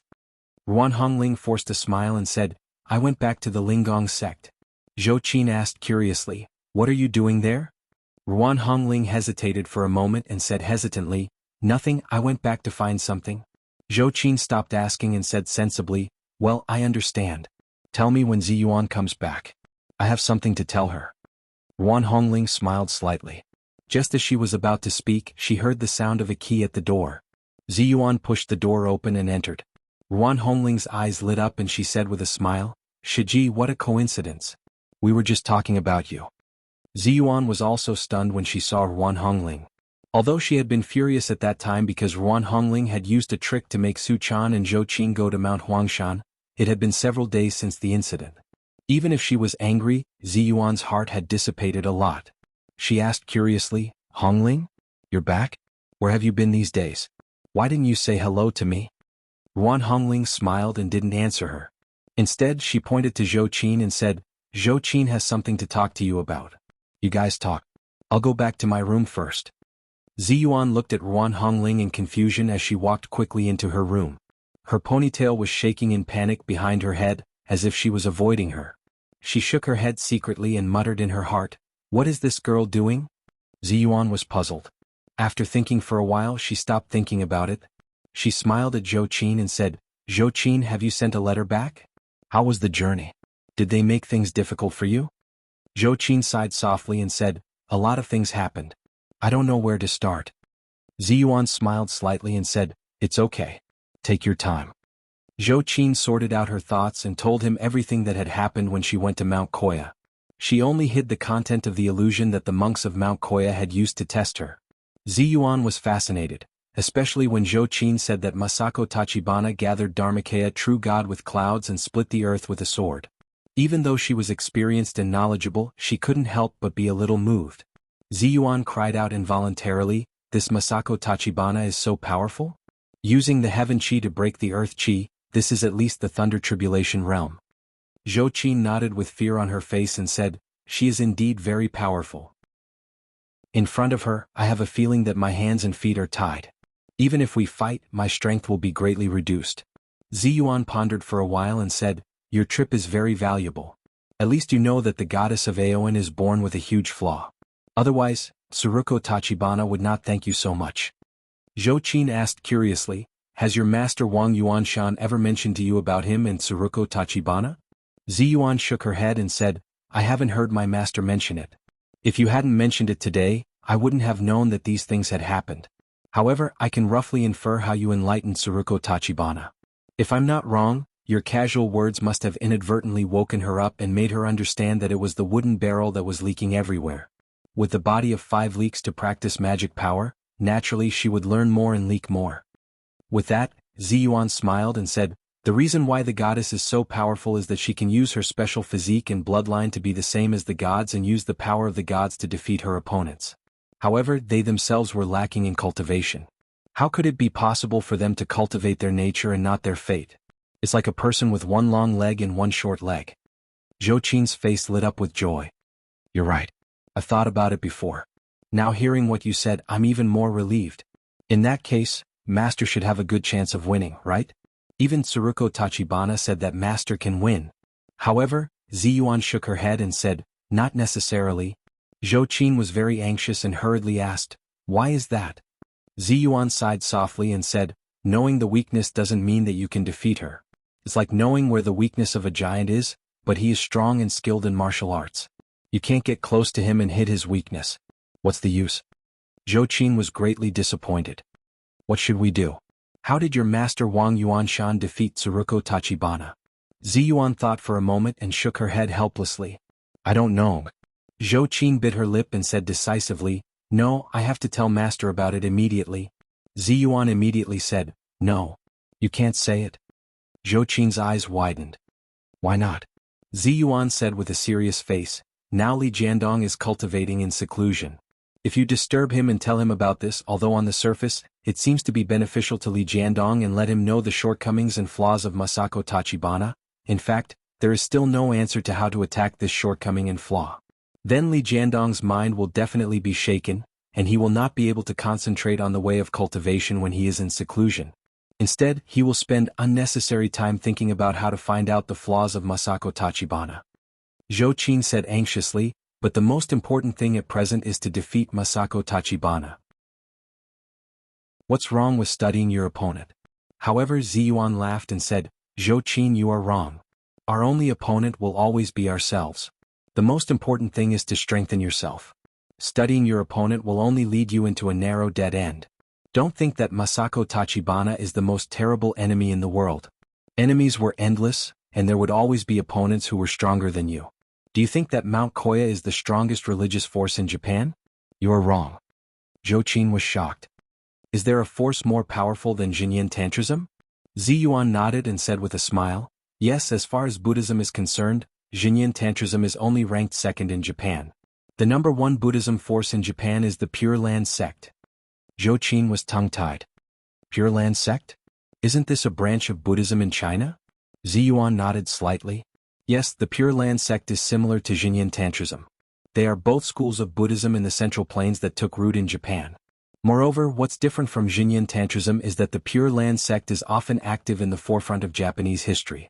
Even in the most active period of the Warring States period, the Wish Temple, the base camp of the Pure Land sect, even privately trained and stored a large number of monk soldiers. At that time, in order to win over the Pure Land sect, all kinds of political transactions and even marriages were carried out with it. Hearing this, Zhou Qin was stunned. Monks also get married? Ziyuan said with a smile, yes, some monks of the Pure Land sect can get married and have children. Zhou Qin couldn't help laughing. Are there people who believe in these flowery monks? However, Ziyuan said, don't underestimate them. The monk soldiers of the Pure Land sect were famous all over the world. It was common for them to recite Buddhist scriptures and raise their sabers to kill people. Even a famous person like Takeda Shingen has to curry favor with them. After thousands of years, the power of the Pure Land sect has long penetrated into every corner of Japan. Zhou Qin sighed and said, when I met those monks in Mount Koya, I already felt that some of them were so strong that they were abnormal. But I didn't expect that there were cultivators in Japan who were even more abnormal than them. Ziyuan smiled slightly and said, because there are too many schools of Xinyan Tantrism and it is too complicated, the ancient meaning school and the new meaning school often fight endlessly, so the organization of the sect is relatively loose. On the other hand, the Pure Land sect is much stricter. Moreover, this sect has been secretly training an extremely secretive troop of monk soldiers in the Wish Temple. This troop of monk soldiers has been preserved since the Warring States period. In the world of cultivation, there is no sect that has such a disciplined and aggressive cultivation army. Zhou Qin sighed and said, I've learned a lot. Fortunately, the place where the letter was sent this time was not the Wish Temple of the Pure Land sect. Ziyuan laughed and said, however, if you think that the Pure Land sect is the most powerful cultivation sect in Japan, then you are wrong again. Zhou Qin was shocked. Is there a cultivation sect stronger than the Pure Land sect? Ziyuan said, yes. The number one power in the cultivation world of Japan is neither the Xinyan Tantrism nor the Pure Land sect, but the national religion of Japan, the Shintoism. In Japan, almost all Japanese people believe in Shintoism. According to tradition, a few days after a Japanese child is born, he will be taken to the shrine by his parents to worship the gods of Shintoism. In Japan there are 82,000 shrines. These shrines are the sites of Shintoism. There are 96 million Japanese who believe in Buddhism, and more than 100 million who believe in Shintoism. Although the difference in numbers is not big because many people believe in Buddhism and Shintoism, the number of Shintoism believers is actually far more than that. Moreover, even the Masako Tachibana and Tsuruko Tachibana you met before, as well as the Tachibana Wakako who participated in the Taoist assembly, were actually the goddesses of Shintoism in the past. However, due to the exclusion and struggle of the factions, they finally chose to merge with the Xinyan Tantrism. Zhou Qin's hair stood on end when she heard this. She asked subconsciously, on the day of the battle, will the Pure Land sect and the Shintoism sect also go? Ziyuan nodded slowly. That's right. That day is the day when all the major schools of Xinyan Tantrism are elected for the position of chief executive. This day is not only a big day for the Japanese cultivation world, but also a day that the people of Japan pay attention to. On this day, not only the Pure Land school, Xinyan Tantrism, Shintoism, and other cultivation sects in Japan, but also the other Fahua sect, Tiantai sect, Dharma characteristic sect, Yin-Yang sect, and other sects in Japan. Zhou Qin was speechless when she heard this. She had thought that Jinyin Tantrism was already a top sect in the cultivation world of Japan, but she didn't expect that there would always be strong people. Jinyin Tantrism was just the tip of the iceberg in the cultivation world of Japan. If a small country like Japan was like this, what about China? Zhou Qin couldn't help looking out of the window. For a moment, worry climbed up her brows. How many cultivation sects are hidden in the land of Shenzhou that I don't know? How many masters are hidden? Can he cope with the day when master fights with him? Chapter 627. While Zhou Qin and Ziyuan were secretly worried about Li Yundong was in the final closed-door cultivation in Mount Tianlong. What is a Jinshin fighting method? What are the characteristics of a Jinshin fighting method? Why can't I always understand the trick of a Jinshin fighting method? These questions had always been lingering in Li Yundong's mind. Even if he was meditating in the secret room of the Fox Zen school, he still couldn't figure out the real answer. Li Yundong woke up from his deep meditation. He let out a long breath, and a stream of white qi sprayed on the wall in front of him like a sharp arrow, and then dispersed in all directions. Li Yundong sighed softly, and there was a hint of melancholy between his eyebrows. Today was the 6th day of his meditation, but he still couldn't figure out what a Jinshin fighting method was. This body can't do anything outside? What does this mean in a Jinshin fighting method? Li Yundong stood up and looked at the scattered white qi lingering on the wall in front of him. The words carved by the mystical silver fox with her fingers looked particularly mysterious and deep under the lingering qi mist. Li Yundong looked at the heavenly Jindan technique and stared at the content of the 9th turn. He smiled helplessly and said, Mystical Silver Fox, Senior, if you know what a real Jinshin fighting method is, why don't you tell me? What do you think? Li Yundong said to the wall with a bit of self-mockery. In the past half a year, it could be said that he had been successful in both cultivation and fighting methods.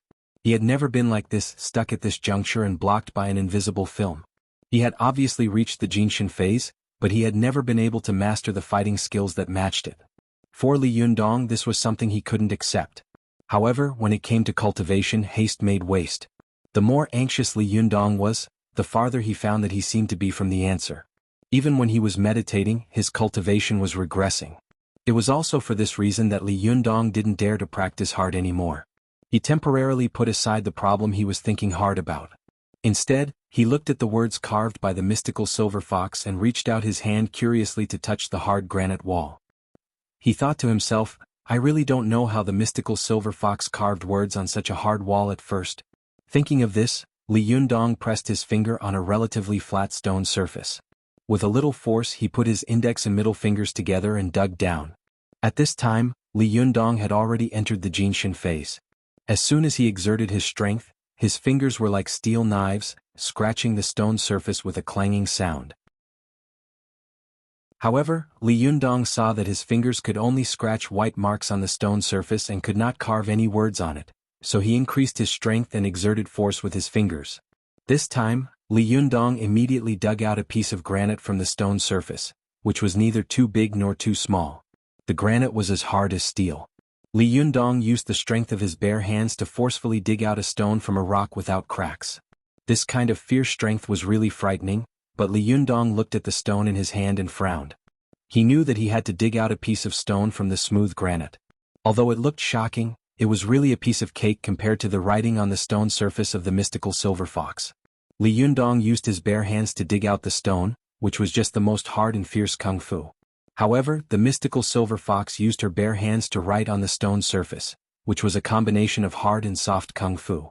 How could she control her own strength so that the hard stone would not be broken by force? This required the most yin and soft strength. Li Yundong naturally knew this truth, but after he had cultivated with Su Chan, there was more or less some yin qi in his body. Do I have to use yin qi to write on the stone surface? Li Yundong's heart skipped a beat, and he mobilized the yin qi in his body to carve words on the stone surface.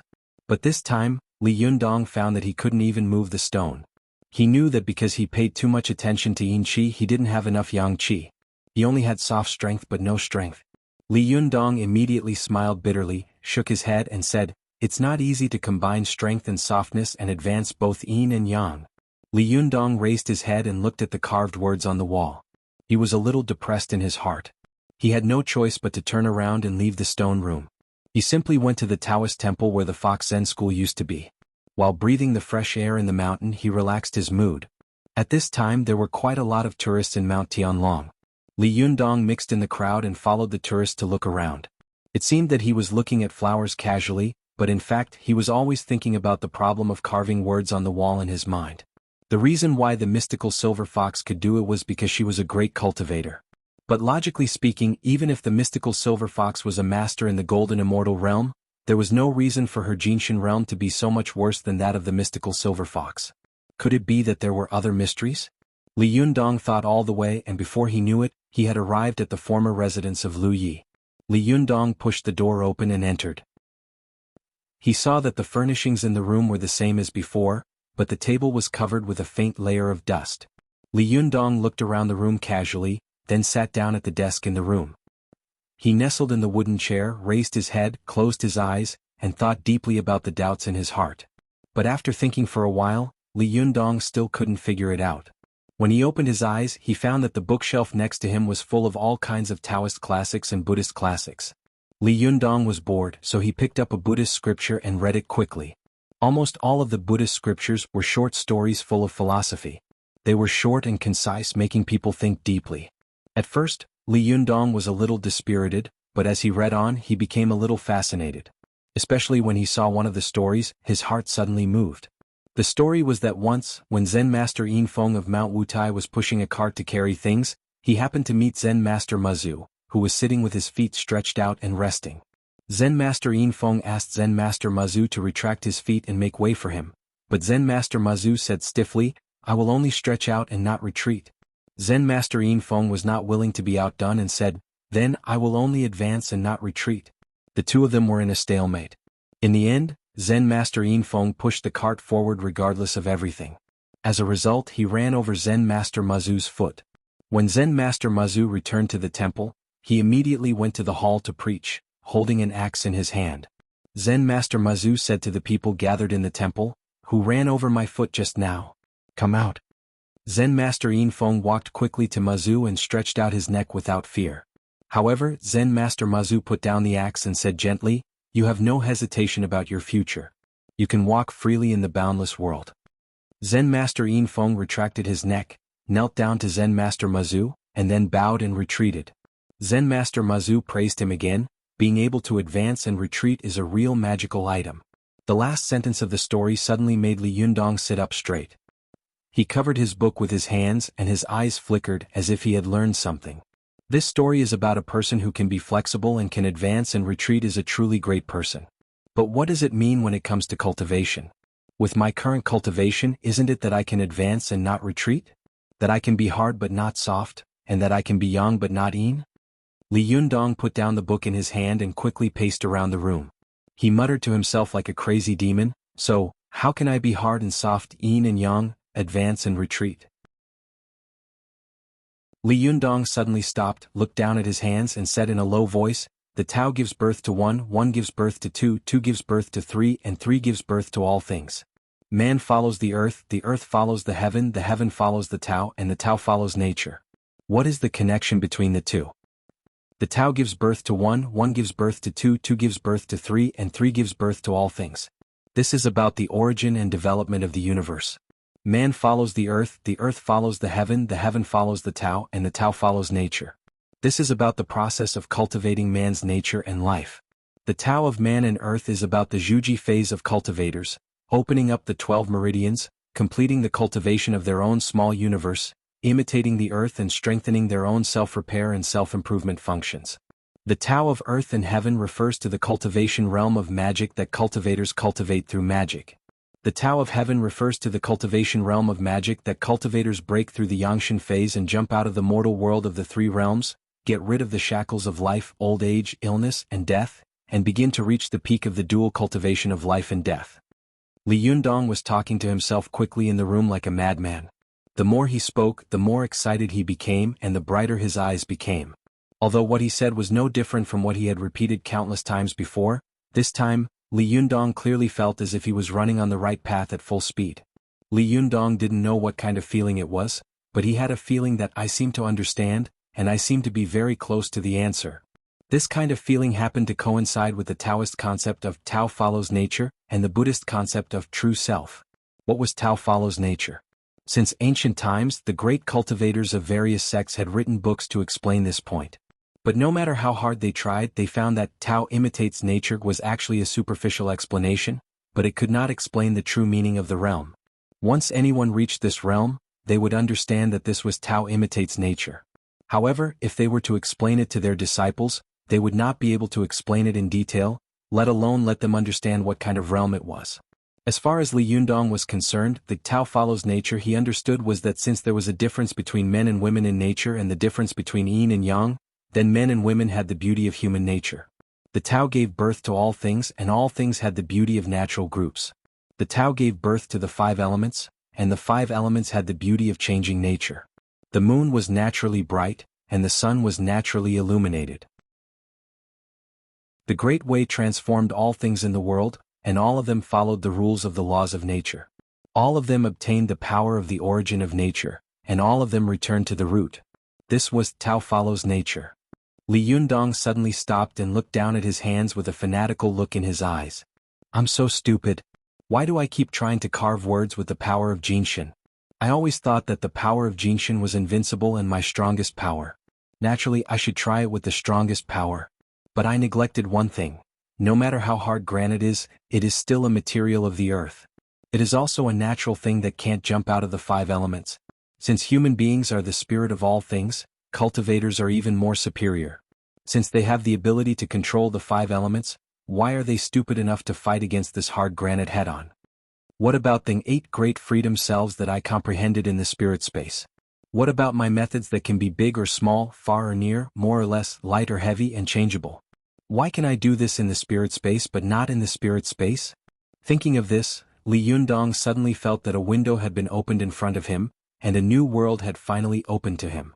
Because the spirit space is a world created by oneself, everything in the whole world can be mobilized by oneself.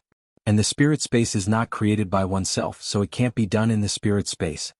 Li Yundong couldn't help but show ecstasy on his face and said quickly, "It's because cultivators found that they couldn't use magic at will in the boundless world like in the minor kiliacosm. That's why they advocated the natural way and advocated cultivating their own minor universe to be compatible with the outside universe." What is Tao follows nature? Tao follows nature is great liberation and great freedom. This is similar to the 8 great self-creation techniques of Buddhism.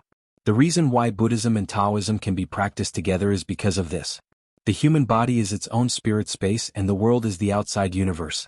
As long as the two are combined, they can achieve great liberation and great freedom in the spirit space. Li Yundong raised his head and laughed. There was a kind of hearty pleasure in his laughter. I understand. What is Jinshin fighting methods? Jinshin fighting methods is the unity of heaven and man. Everything in the world, including thunder and the 5 elements, is for me to use. Li Yundong didn't know that once he comprehended the Tao, he finally understood the realm of Jinshin fighting methods. From then on, there was finally a real invincible Li in the Chinese cultivation world.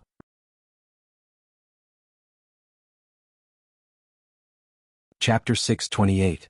Li Yundong's laughter shook the sky, causing the tourists in the Taoist temple of Mount Tianlong to look in his direction curiously. At this time, Li Yundong was filled with the excitement of comprehending the realm, so he didn't care about shocking the world. His figure flashed, and in an instant he rushed out of the Taoist temple like a wild horse. With just a few leaps, he jumped over the wall and rushed all the way to the secret room of the Fox Zen school, leaving the stunned tourists staring at his back in a daze. After returning to the cave, Li Yundong quickly rushed to the wall engraved with the heavenly Jindan technique. He stretched out his hands, pressed his 5 fingers on the wall, took a deep breath and thought to himself, the earth element of the 5 elements corresponds to the spleen of the 5 internal organs of the human body. If I'm right, the spleen chi of the human body's own small universe can mobilize the earth element of the world's big universe. Thinking of this, Li Yundong closed his eyes and tried his best to activate the chi of the spleen in his 5 internal organs. The chi of the spleen in his 5 internal organs was yellow. In an instant, Li Yundong's face turned sallow, and a flowing yellow light quickly condensed on his fingertips. Why did cultivators have supernatural power? Why could they use magic? Because they used special methods to train their internal organs, 3 danshan and spirit, so that the 5 qis could be Chao Yuan and the 3 splendors could be gathered. Man was the spirit of all living things.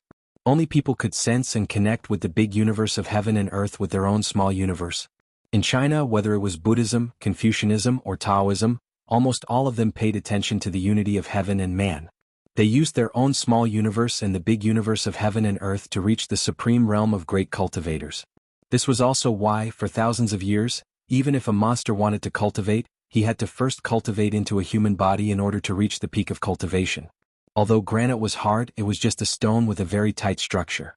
All the stones in the world belonged to the earth element, and the qi of the human body's spleen corresponded to the earth element of the 5 elements. In addition, Li Yundong had cultivated to the Jinshan phase at this time, and the qi of the 5 internal organs was incredibly powerful. He used the earth element qi of his own small universe to penetrate into the granite, and immediately stirred up the earth element molecular structure inside the granite. Li Yundong felt as if he was pressing on a soft sponge. The hard granite under his palms flowed like water, even rippling. Li Yundong moved his hand away from the rock, and the waves on the surface of the rock immediately disappeared. But when Li Yundong pressed his hand on it, wave-like lines began to appear on the surface of the rock again. Li Yundong smiled slightly and exerted a little force with his fingers. The rock on the surface of the rock turned into fine powder and fell down. It was as if Li Yundong was not digging out hard granite, but just a piece of dry bread. Li Yundong had comprehended the way of fighting, and the joy in his heart was indescribable. He thought for a moment and a smile appeared on the corner of his mouth. He wrote a few big words on the side of the wall. Li Yundong was here. After writing, Li Yundong stood back and saw that the words of the mystical silver fox were dancing like dragons and phoenixes, strong and powerful. Every stroke was magnificent, showing an extremely profound knowledge of calligraphy. His own words were crooked and twisted like chicken claws. If he looked at it alone, it would be fine, but when put together with the words of the mystical silver fox, it was really unsightly. Li Yundong laughed self-deprecatingly. He stretched out his hand and wiped the words on the wall as if he were wiping a blackboard. There was almost no trace left, only a few faint traces of his palm brushing the wall. Li Yundong laughed and said to himself, "Senior mystical silver fox, I won't leave words beside you to show my incompetence. This wall, it's better for you to have it all by yourself." Li Yundong smiled slightly and was about to turn around and leave. However, when he was about to enter the tunnel at the entrance of the cave, he suddenly stopped. Li Yundong suddenly turned his head and opened his eyes wide. He looked at the wall that his hand had wiped away in surprise and doubt, and a voice echoed in his mind. "Although I have practiced the heavenly Jindan technique to the 9th level, I have violated the divine punishment because of it. I think I will have to go through the tribulation in a few days. If I fail, my soul will be scattered. Therefore, I left the heavenly Jindan technique here. I hope that in the future, the successor of my Fox Zen school can succeed and save my scattered soul from heaven and earth, so that I can reappear in the world." At the Taoist assembly, Yen Fang had vowed to say these words and said that they had been left in the cave by the mystical silver fox. But at that time, Li Yundong did not see these words, so he only thought that what Yen Fang said was slander. But just now, Li Yundong had wiped away the writing on the stone with a casual swipe. This made Li Yundong suddenly think of one thing. Could what Yen Fang said be true? Did the mystical silver fox really leave such a message? Or could it be that she had indeed left such a message, but someone had purposely erased it? Thinking of this, Li Yundong was suddenly moved. He couldn't help but walk quickly to the wall and carefully look at all the corners of the wall. Because there were so many big words engraved on this huge wall, almost everyone who saw this wall would be attracted by these big words, the scriptures recorded on the wall, and even the mystical silver fox who had carved these words. How could anyone pay attention to anything else? At this time, Li Yundong searched carefully. His hand went back and forth on the wall and touched it carefully. Sure enough, he found a trace of a palm smeared on the bottom left of this large paragraph of words. Li Yundong's face changed and he thought to himself, in the past, people wrote from right to left, from top to bottom. The mystical silver fox must have written the words in the bottom left corner at the end, and it was erased long ago. No wonder I didn't see it. But who was it that erased it? Li Yundong couldn't help but think of the burly and mysterious man he had seen in the cave. He thought to himself, is it him? But soon Li Yundong denied this idea. He thought to himself, no, I didn't see this piece of text when I first entered the cave. It means that someone had erased it before he came in. Who could it be? Could it be Lu Yi? Li Yundong suddenly seemed to understand something. He was horrified and couldn't help taking a step back. He stared at the domineering words on the wall with his eyes wide open and murmured, "Mystical silver fox Qianbei. You don't really want to be resurrected, do you? Or, is there really someone who wants to resurrect you? Could it be that everything Yan Fang said is right? Is Lu Yi secretly manipulating all this? Yes, it must be so. In this case, everything makes sense. Why was the golden snake I buried stolen? Why did Mainyang appear in Mount Gizhou? So that's how it is. Lu Yi, do you really want to resurrect the mystical silver fox? No wonder Master Purin of Shiyuan Temple and Abbot Xinqing of Jinshan Temple once asked me, what would you do if your close relatives and friends were evil and wanted to destroy the cultivation world? Li Yundong's original reverence for the mystical silver fox suddenly dissipated a lot. He said with a dark face, "Mystical silver fox Qianbei, although you have created many disasters in this world, I respect you as a strange woman and a legendary figure. For thousands of years, no fox demon has done so many earth-shattering things like you. No matter good or bad, this is a great thing. If you want to resurrect, I don't care for the time being, but if your resurrection will affect my relatives and friends." Li Yundong's face changed. He glared at the wall engraved with the mystical silver fox's handwriting and shouted sternly, "As long as you dare to implicate them. Even if you are the invincible nine-tailed fox in the world, even if you climb out of the bottom of the 18 levels of hell and resurrect in the world, I will beat you back to the 18 levels of hell with my own hands." Li Yundong's words were sonorous and powerful, and his words were full of murderous intent. After he shouted, his voice echoed in the stone room for a while. Li Yundong took one last look at the wall full of handwriting. He said coldly, "Keep your handwriting first. If you really implicate my relatives and friends, I will not only send you back personally, but also kill the last trace of you in this world with my own hands." After that, Li Yundong walked away quickly without looking back. By the time Li Yundong returned to the balcony of his home in Tianan City, it was already evening. Li Yundong stood on the balcony and looked inside through the gap in the screen window. He saw that the little foxes at home were gathered on the sofa in twos and threes watching cartoons. Su Chan was on the carpet in the living room, leaning against the sofa with her head on Ling Yu's thigh. She was eating snacks and watching cartoons for children, giggling with the other little foxes. In the living room, Zhou Qin was wearing an apron around her waist and carrying a steaming plate of dishes out of the kitchen. Although Li Yundong was standing outside, he also smelled a strong aroma, which penetrated his nostrils. He couldn't help laughing. There's no need to ask, it must be Ziyuan cooking. Only the food she cooks will be so fragrant, elegant and quiet, like tea. At this time Ruan Hongling was sitting at the table and shouting excitedly toward the kitchen, as if she was urging Ziyuan to cook quickly. Chao Yi and Lu Yuehong of the Fox Zen School were leaning lazily on the railing on the second floor. These two beautiful women were looking at everything in front of them with a smile, and their eyes were full of gentleness and satisfaction. What a warm and pleasant scene. Li Yundong suddenly realized that his home was so warm and moving. He hadn't noticed it before. How can I allow others to destroy such a beautiful and happy day? Li Yundong smiled slightly and reached out to push open the floor-to-ceiling window on the balcony. He secretly made up his mind in his heart, even the King of Heaven can't destroy the life in front of me. No one can hurt them. At this time at the distant Kyoto airport in Japan, Lu Yi, who had specially disguised himself as an ordinary person, slowly walked down from the plane. He looked around and saw that there were people everywhere. Lu Yi stood in the airport building, which was echoing with soft voices, and sighed. He said, "It's been more than 10 years. I didn't expect to set foot on this land again. East Asians, your nightmare is about to come. In another day, you will panic and be unable to sleep all night because of the reappearance of the mystical silver fox.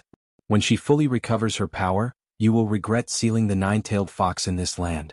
The anger of the mystical silver fox will devour you. Of course, not only you, but also those cultivation sects that have chased after her and the Fox Zen School, making us unable to live in peace."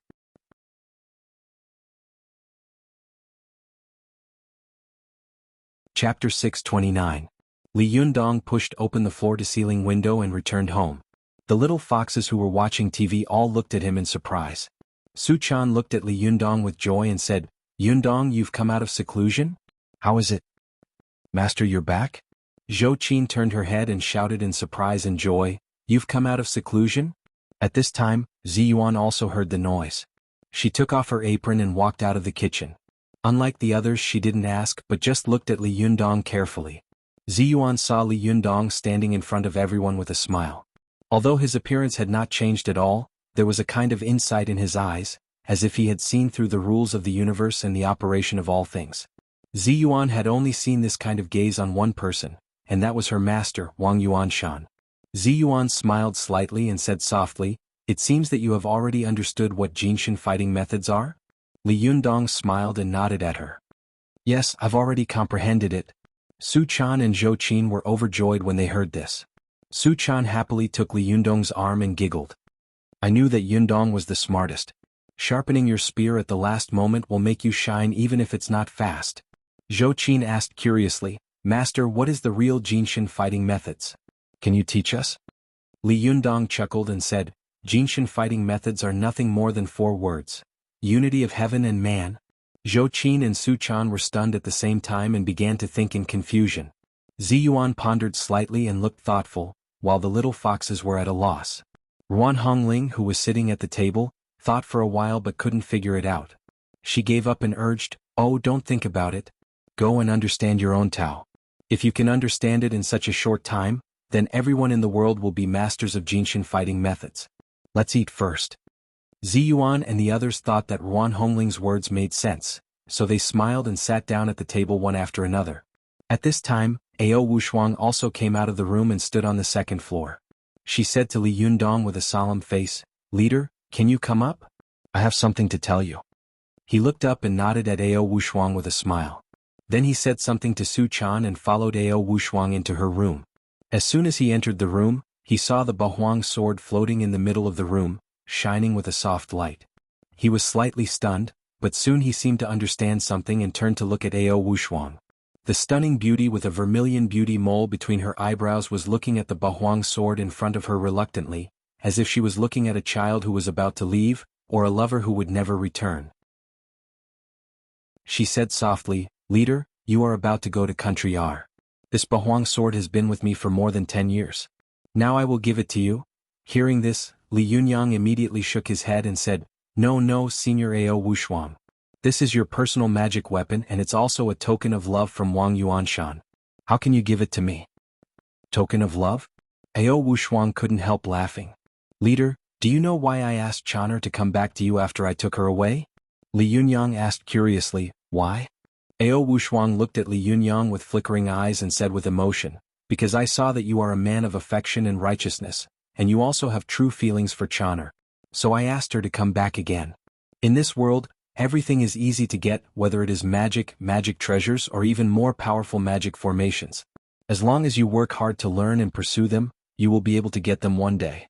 But it is difficult to find a loving and righteous partner in the world. Li Yunyang, although I am your leader, since you call me senior, I will say something to you as a senior."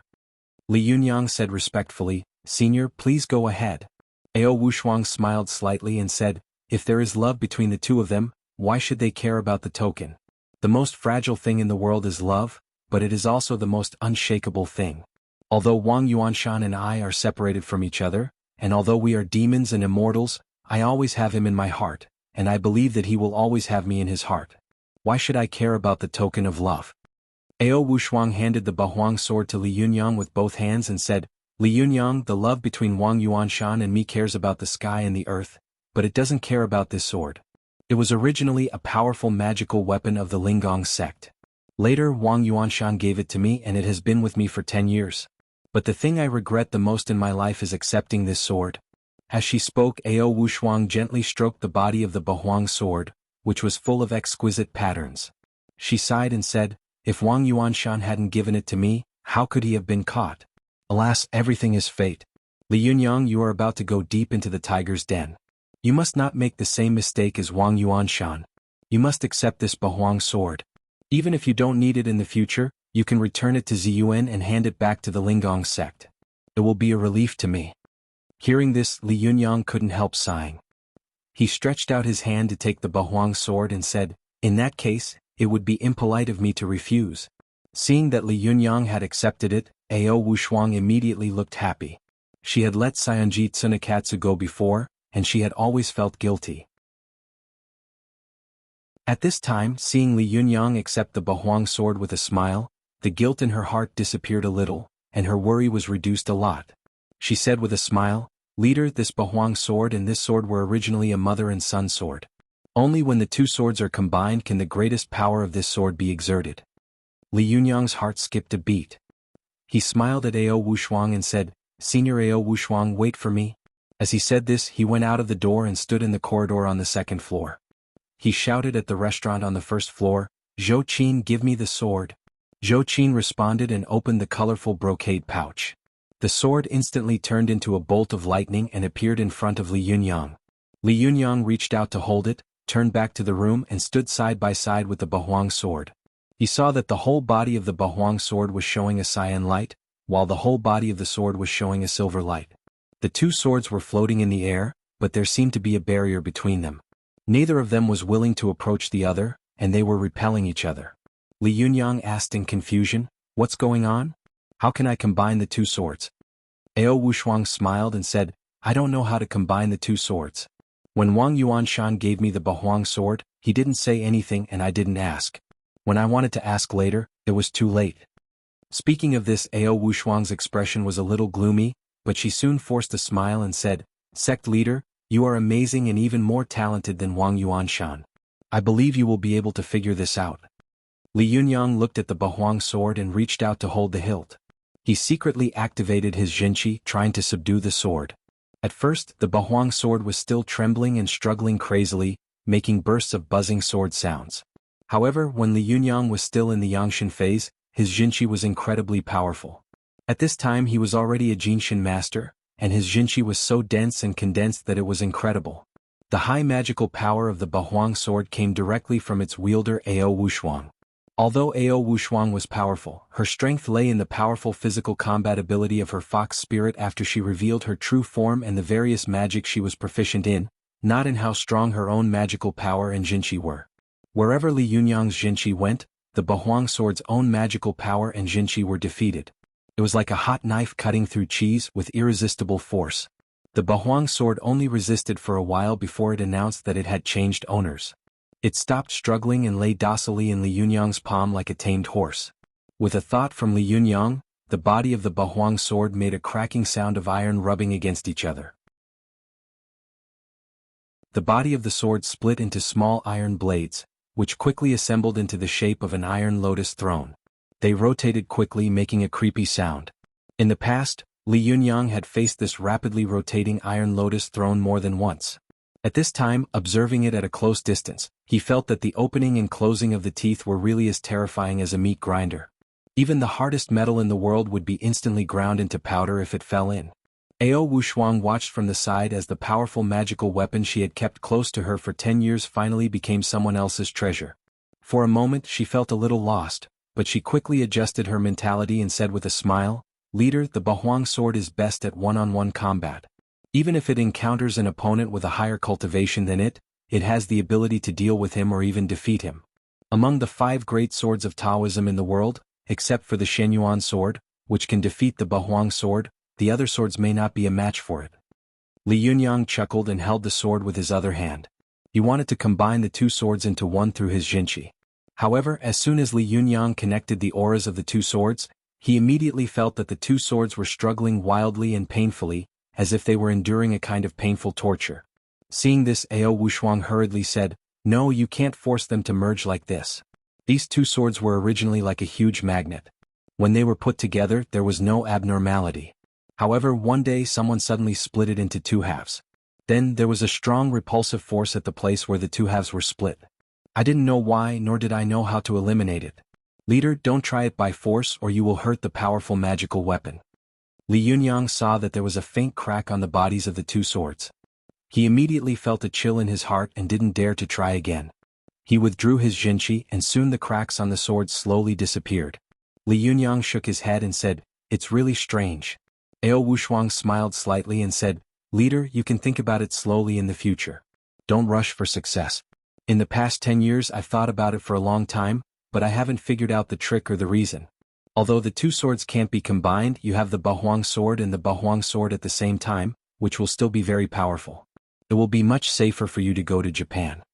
Li Yunyang laughed and said, "Thank you, Senior Ao Wushuang." Ao Wushuang felt ashamed in her heart. She quickly asked, "Then, leader, when are you going to set off? Will you take others with you?" Just as Li Yunyang was about to speak, he heard a few voices coming from the door. They said in unison, "Take me there."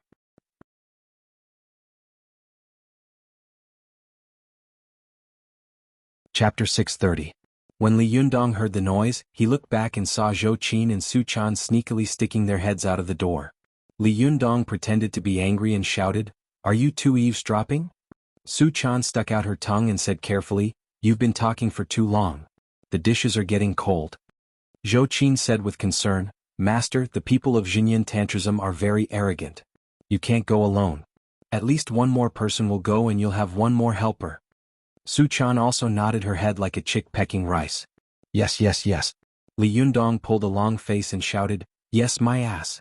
Do you think it's useful to have two more people? Don't you know what you're capable of?" Su Chan pouted and muttered unhappily, "I just want to help you." Li Yundong smiled helplessly. He nodded to Ao Wushuang and said, "Senior Ao Wushuang, let's go downstairs for dinner." He walked over to the little girl, tapped the tip of her nose and said with a smile, "You're helping me if you wait for me at home." When Zhou Qin saw that Li Yundong had rejected Su Chan so straightforwardly, she sighed in her heart. Just as she was about to give up, she suddenly saw Zi Yuan looking at Li Yundong with concern. Her heart skipped a beat and she secretly had an idea. After the group of people had a lively dinner, Zhou Qin quietly went to Zi Yuan's room. At this time, Zi Yuan was sitting cross-legged on the floor of the room. She smiled slightly without opening her eyes and said, "What's wrong with you again?" Zhou Qin smiled a little embarrassedly. "How did you know?" Zi Yuan closed her eyes and said with a smile, "I already knew when you looked at me just now. Do you want to secretly go to Japan with Li Yundong?" Seeing that Zi Yuan was straightforward, Zhou Qin didn't hide it anymore.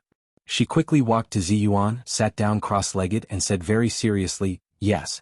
At this time, Zi Yuan opened her eyes and said with a very serious face, "Last time, although it was my shimmy who encouraged you to go to Mount Huangshan, I also know that you added fuel to the fire. Zhou Qin, we won't be as lucky as last time every time." Seeing that Zi Yuan had exposed her, Zhou Qin braced herself and said, "Zi Yuan, listen to me. I don't want to cause trouble for Master. I'm just thinking. Master is always fighting alone and we can't help him. Although my cultivation speed is very fast, compared to Master, I feel that he is running faster and faster in front of me. I can't catch up at all. Aren't you afraid that we will become a burden in the future?" Zi Yuan asked, "But what does this have to do with you going to Japan?" Zhou Qin asked, "Don't you want to know what a real Jinshin fighting method is?" Zi Yuan laughed and said, "Li Yundong has already said that Jinshin fighting is the unity of heaven and man. As long as we follow this train of thought and practice in the future, I think we will be able to comprehend it one day."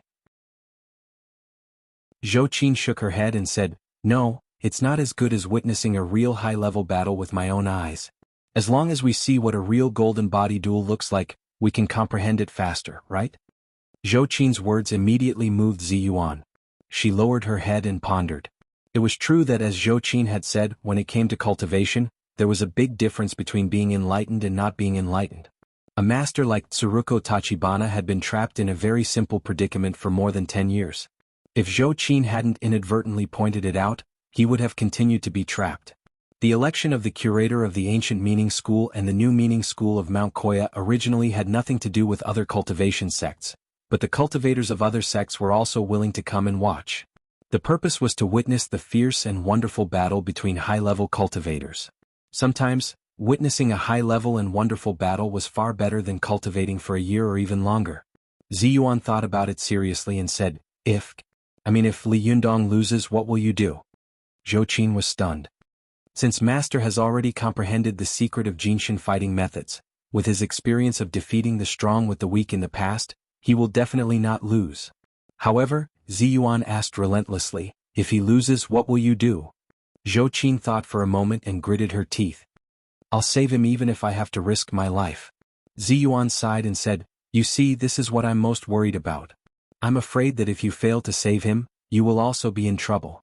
The overall strength of the Japanese cultivation world is not inferior to that of our Chinese cultivation world. Moreover, there must be many masters in Mount Koya that day. Not to mention you, even if we go together, we will all be prisoners. If Li Yundong is alone nearby, even if he can't escape, his yang spirit can escape, and it will be very difficult for others to keep him. Besides, if Li Yundong loses, he will be safe. The arrogant Japanese cultivation world will definitely let him back to humiliate our Chinese cultivation world. Zhou Qin snorted angrily. They are dreaming. Master will definitely not lose. Zi Yuan said, but if he wins, I will be worried that the Japanese cultivation world will be angry and detain him. Zhou Qin stood up and said angrily, then we can't let them succeed. Zi Yuan smiled and said, don't worry, I have a way.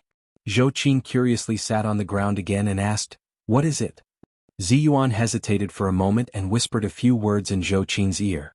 Zhou Qin was stunned and asked suspiciously, how can that work? The next day, Wakayama Prefecture, Japan, welcomed a sunny day. The major Japanese media had sent special teams to the vicinity of Mount Koya early in the morning, ready to broadcast this grand event in the Japanese cultivation world live. Because Japan was a religious country, almost all of its citizens believed in Buddhism, and there were tens of millions of people who believed in Jinyin Tantrism. Therefore, the election of the chief of the ancient meaning faction and the new meaning faction of the Jinyin Tantrism could be said to be a grand event for the Japanese people. According to the Japanese media, at least 20 million Japanese people would watch the live broadcast that day. On this day, many believers had fasted and bathed early, waiting devoutly at the foot of Mount Koya. Not long after, the gate of Mount Koya temple opened. The monks on the mountain, dressed in cassocks, slowly poured out in an orderly manner like a tide. The leader was an old monk in a red cassock. It was Kaisai Hikaryuni. Behind him were two old monks in purple cassocks. These two old monks stood on the left, holding a scripture in one hand. It was the treasure that Tang Mi's 7th-generation patriarch, Master Huigua, had passed on to the 8th-generation patriarch, Hongfa. The one on the right was holding an extremely exquisite and luxurious Vajra pestle. This Vajra pestle was made of pure gold and was inlaid with gems. It was gorgeous and dazzling. Behind the two old monks were 2 rows of middle-aged monks in purple kasayas. They were all great cultivators of the junior monk rank or above, and only monks of the junior monk rank or above were qualified to wear purple kasayas. These monks held wooden fish in one hand and kept knocking with the other, chanting incantations softly. Behind them were the monks below the grand primogenitor. Some of them were holding sticks, alms bowls, huge Vajra pestles, or long swords in their hands. They came in all shapes and sizes, representing the different sects of the ancient meaning sections. When the major Japanese TV stations, newspapers, and online media, who had been surrounding the foot of the mountain for a long time, saw these monks coming out, they immediately huddled together. Among them, a Mitsubishi van marked with words was the most conspicuous. It grabbed the front position. Several burly men and a female broadcaster, who looked very capable, quickly jumped out of the car and rushed to the front of the crowd to seize the favorable terrain for the live broadcast. When the other media saw that the big brother was taking the lead, they were not willing to be outdone. They swarmed up and blocked both sides of the road. On both sides of the avenue, there was a young boy carrying a camera marked with AV on his shoulder and a beautiful female host in a black uniform with a hot and sexy figure. The two of them couldn't squeeze in from the outside and could only anxiously walk around in circles. The young boy said bitterly, "Shenbei Ida, what should we do? If we can't get a picture, we will be scolded by the section chief." The hostess named Xiangtian also stamped her feet anxiously and said, "Idiot, don't I know that? Hey, you are a man, aren't you? If you can't squeeze in, can't you?" The young boy looked at the impenetrable wall of people in front of him. He took a deep breath, gritted his teeth, and rushed inside with a shout. Unexpectedly, as soon as he rushed in, he was picked up by a big man. When the man saw the word V on his camera, he sneered and said, "Wakayama TV station. How dare a nobody be so presumptuous? Get out. Go to the back." After saying that, he threw the young boy behind him. The young boy was thrown out like a piece of straw. The boy fell on his face and got up in a mess. Ida caught up with him and said in horror, "Is the machine all right?" The boy also held the camera next to him in his arms nervously. After checking it over and over again, he breathed a sigh of relief and said with a smile, "Fortunately, the camera is fine." Seeing his silly look, Ida was so angry that she kicked him in the calf and said angrily, "Idiot, you're really useless." "I'm so angry. The team is about to pass. If we can't get anything, how can we explain it when we go back? Do you want to quit?" The boy got up with a look of horror on his face. "I'm sorry, it's all my fault." Xiangtian glared at him and looked around with a face full of unwillingness. Suddenly she saw the maple trees on both sides of the road. Her eyes suddenly lit up. She picked up her skirt and ran towards the big tree. In a few seconds she climbed up the tree in an extremely inelegant posture. The young boy looked at her in astonishment and stammered, "Qianbei Ida, what are you doing?" Ida shouted angrily, "Idiot, hand me the camera. Then climb up by yourself. What are you waiting for?" The young boy seemed to have woken up from a dream. He quickly climbed up the tree and began to shoot from a high position. On this avenue, many media reporters were unable to squeeze their way into the seats they wanted, especially the powerful television stations that occupied almost all of the best seats, not leaving a single drop of soup for their peers. When these people saw the reporters and hosts of Wakayama TV station climbing up the tree like monkeys to do a live broadcast, their eyes suddenly lit up. They shouted one after another and did the same thing. For a time, the trees on and under the avenue were crowded with people. Many hosts were introducing the live broadcast scene to the TV screen. It was so lively at the foot of Mount Koya that it was like a pot of boiling porridge. After the monks of the ancient meaning school of Mount Koya wandered around the mountain, the monks of the new meaning school soon joined in. After a circle around the mountain, they slowly walked into Kongabuji. At this time, the journalists of the major media rushed to Kongabuji like crazy. With the previous experience, Ida quickly climbed up a big tree with the young boy with the best angle and concentrated on her own report. What the ancient meaning school and the new meaning school showed in front of the world was not the amazing scene of fighting, but the scene of the debate of Buddhist principles. In front of the world, the position of the chief of the Xinyan Tantrism was decided by the two sides arguing about Buddhist principles. The media audience and the judges of the major schools judged who won and who lost. This debate was long and cumbersome. The eminent monks of the two schools took turns to fight, and their saliva flew everywhere. The bald head and the bald donkey were the same. After a few hours, the interest of the journalists of the major media obviously declined. The young boy stuck the camera on a tree branch, aimed it at the lens and focal length and looked left and right.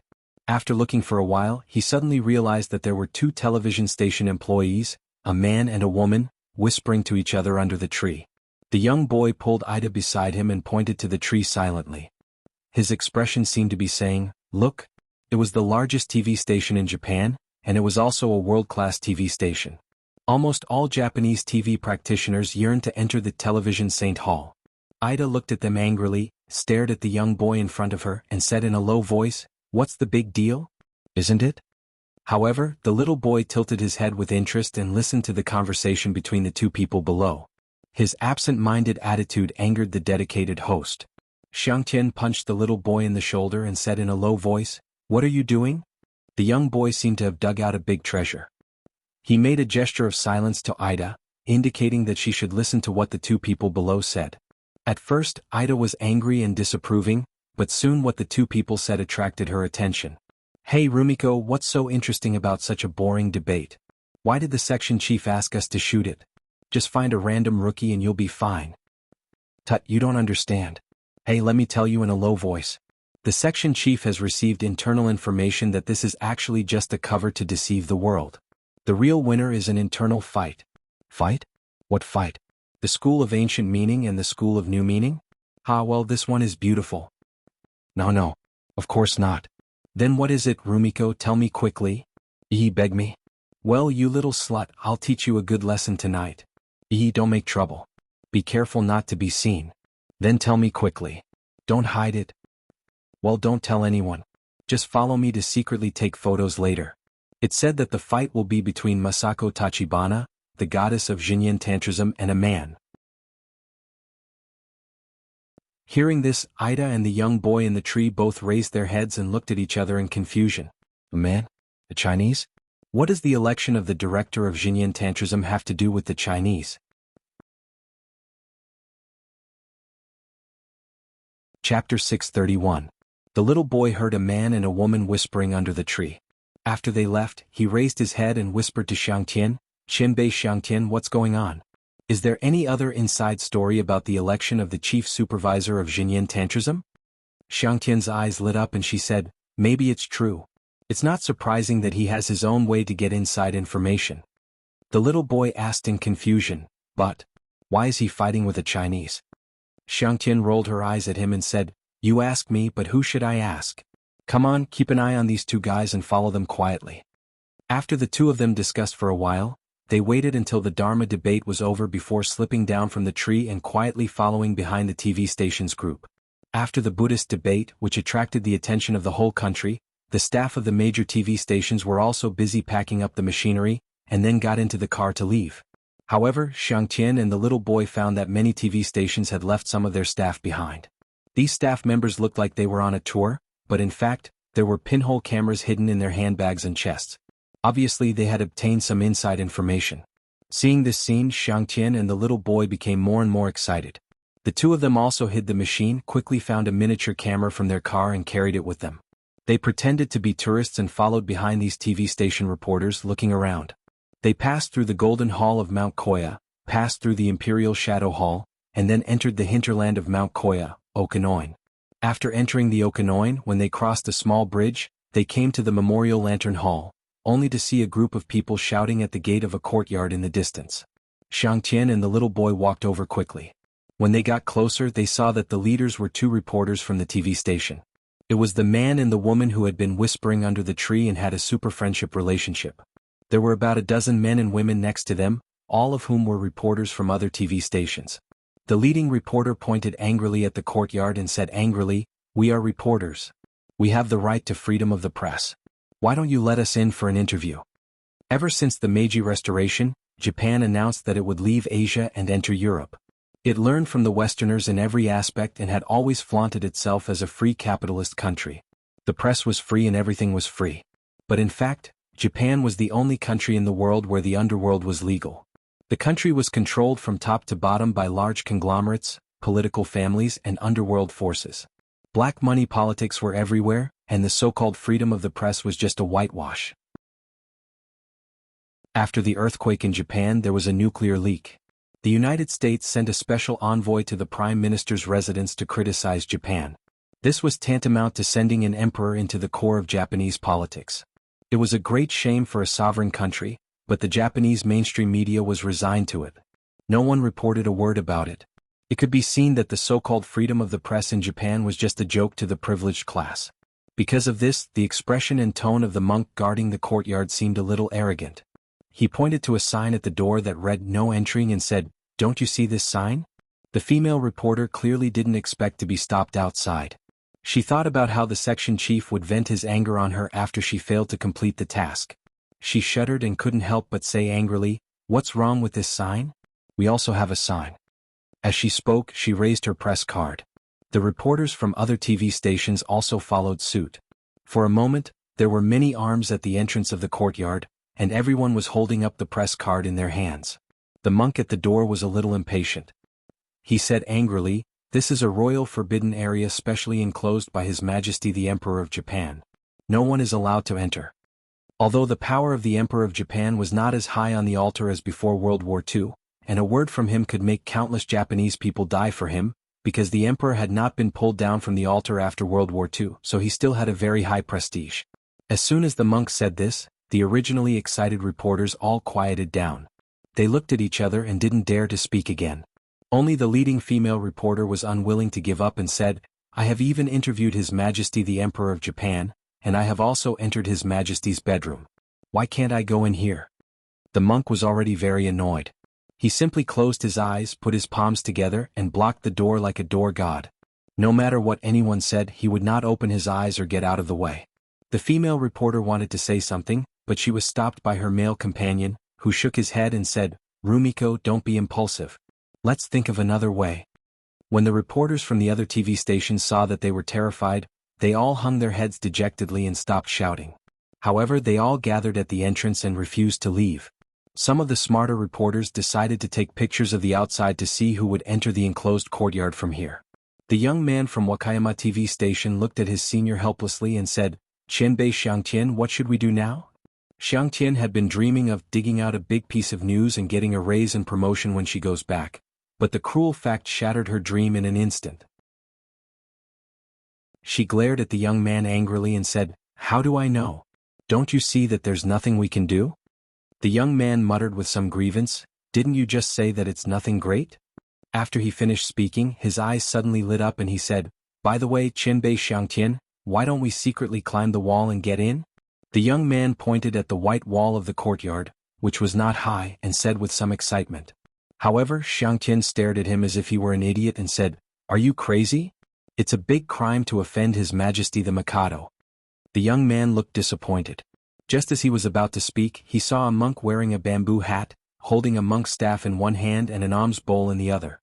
Xiangtian became excited. She quickly patted the young man on the shoulder and said, Look, this is the monk of the Pure Land School. It seems that the rumor is true. The monks of the Pure Land School are all here." The boy hurriedly adjusted the angle of the miniature camera hidden on the pin on his chest and aimed it at the monks. He saw that the bamboo hats on the monks' heads were pressed down so low that he could not see their faces clearly. However, he keenly noticed that the monk walking at the back had a slender physique, a small pointed chin, and skin as smooth as silk. He did not seem to be a man. The young man couldn't help asking, "Qianbei Xiangtian, that seems to be a woman?" Xiangtian said with a knowledgeable expression, "What's so strange about that? Some monks of the Pure Land School have families." But she soon said indignantly, "Damn it, they can all bring their families in.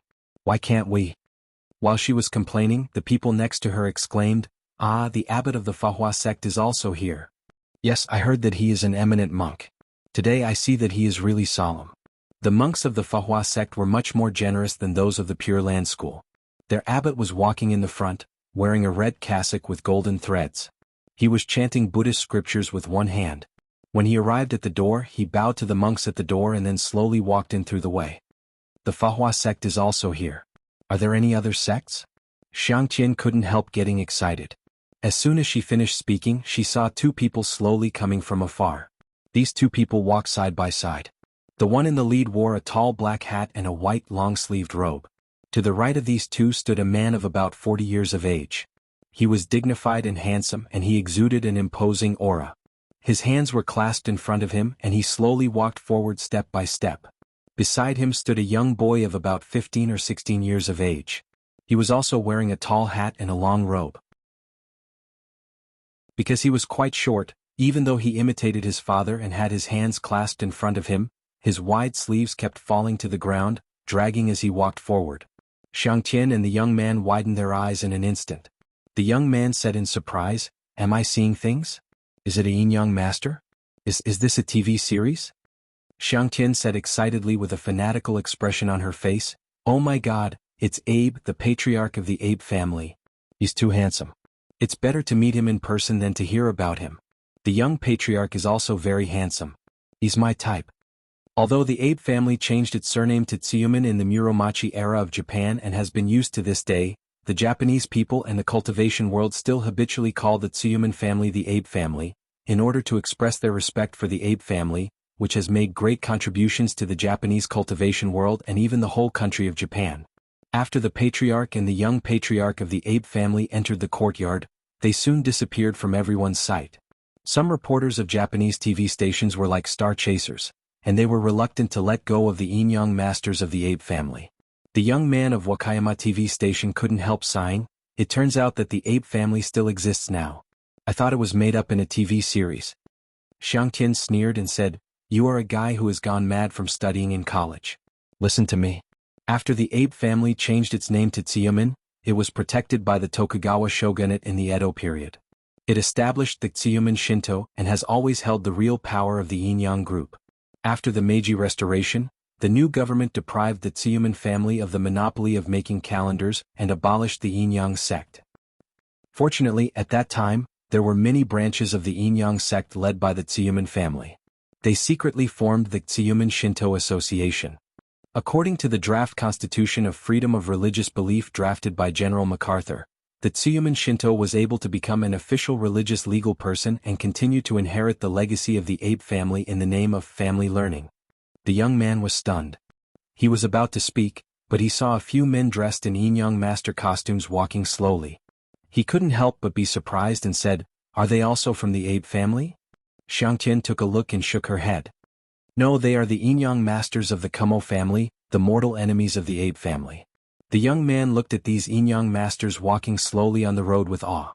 He sighed and said, "It's really an eye-opener. I didn't expect that the contents in the TV and movies were all true."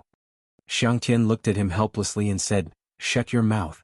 You really make me lose face. Open your eyes and watch carefully." This is a grand event in the Japanese cultivation world. It can be compared to the existence of the heroes in the Three Kingdoms period. It seemed that in order to prove Xiangtian's words, it didn't take long for the cultivators of the Japanese Shintoism, the Black Dwellers, the Shinto cultivation sect, the Chuyun Grand sect, the Fusang sect, the Xinli sect, the Golden Light sect, the Deshang sect and other sects as well as the witches and nuns of the major shrines, to come one after another. The reporters surrounding the courtyard gate were all stunned and sighed. When the last cultivator went in, Xiangtian couldn't help but stand on tiptoe and look inside. She sighed softly and said, "I really wish I could go inside and have a look." The young man couldn't help but sigh and say, "Yes, I really want to know what the Chinese man who is fighting with the Shingen Tantrism looks like. He is fighting with people alone in front of the entire Japanese cultivation world. Isn't he afraid?" As soon as he finished speaking, he saw a young boy walking slowly to him. The boy was dressed in a tang suit and had a headset in his ear. He asked with a smile, "Excuse me, why is he afraid?"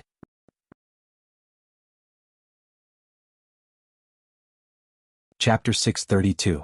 The little boy from Wakayama TV station heard this voice, but he couldn't understand what it was saying. He turned his head and saw a dignified boy standing in front of him. This boy looked a few years younger than him, but there was a kind of understanding and insight in his deep black pupils that even the old people did not have, as if there was a very mature and vicissitude soul in this young body. This boy was not only handsome but also had an outstanding bearing. Compared with the cultivators of various sects in the Japanese cultivation world who had entered before, he was not inferior at all. He was even more romantic and unrestrained than them. At first glance the little boy felt a little inferior. He turned to Xiangtian and said, "Xianbei Xiangtian, what is he talking about? It seems to be Chinese?" Xiangtian happened to have studied Chinese in college. She looked at the handsome boy in front of her curiously.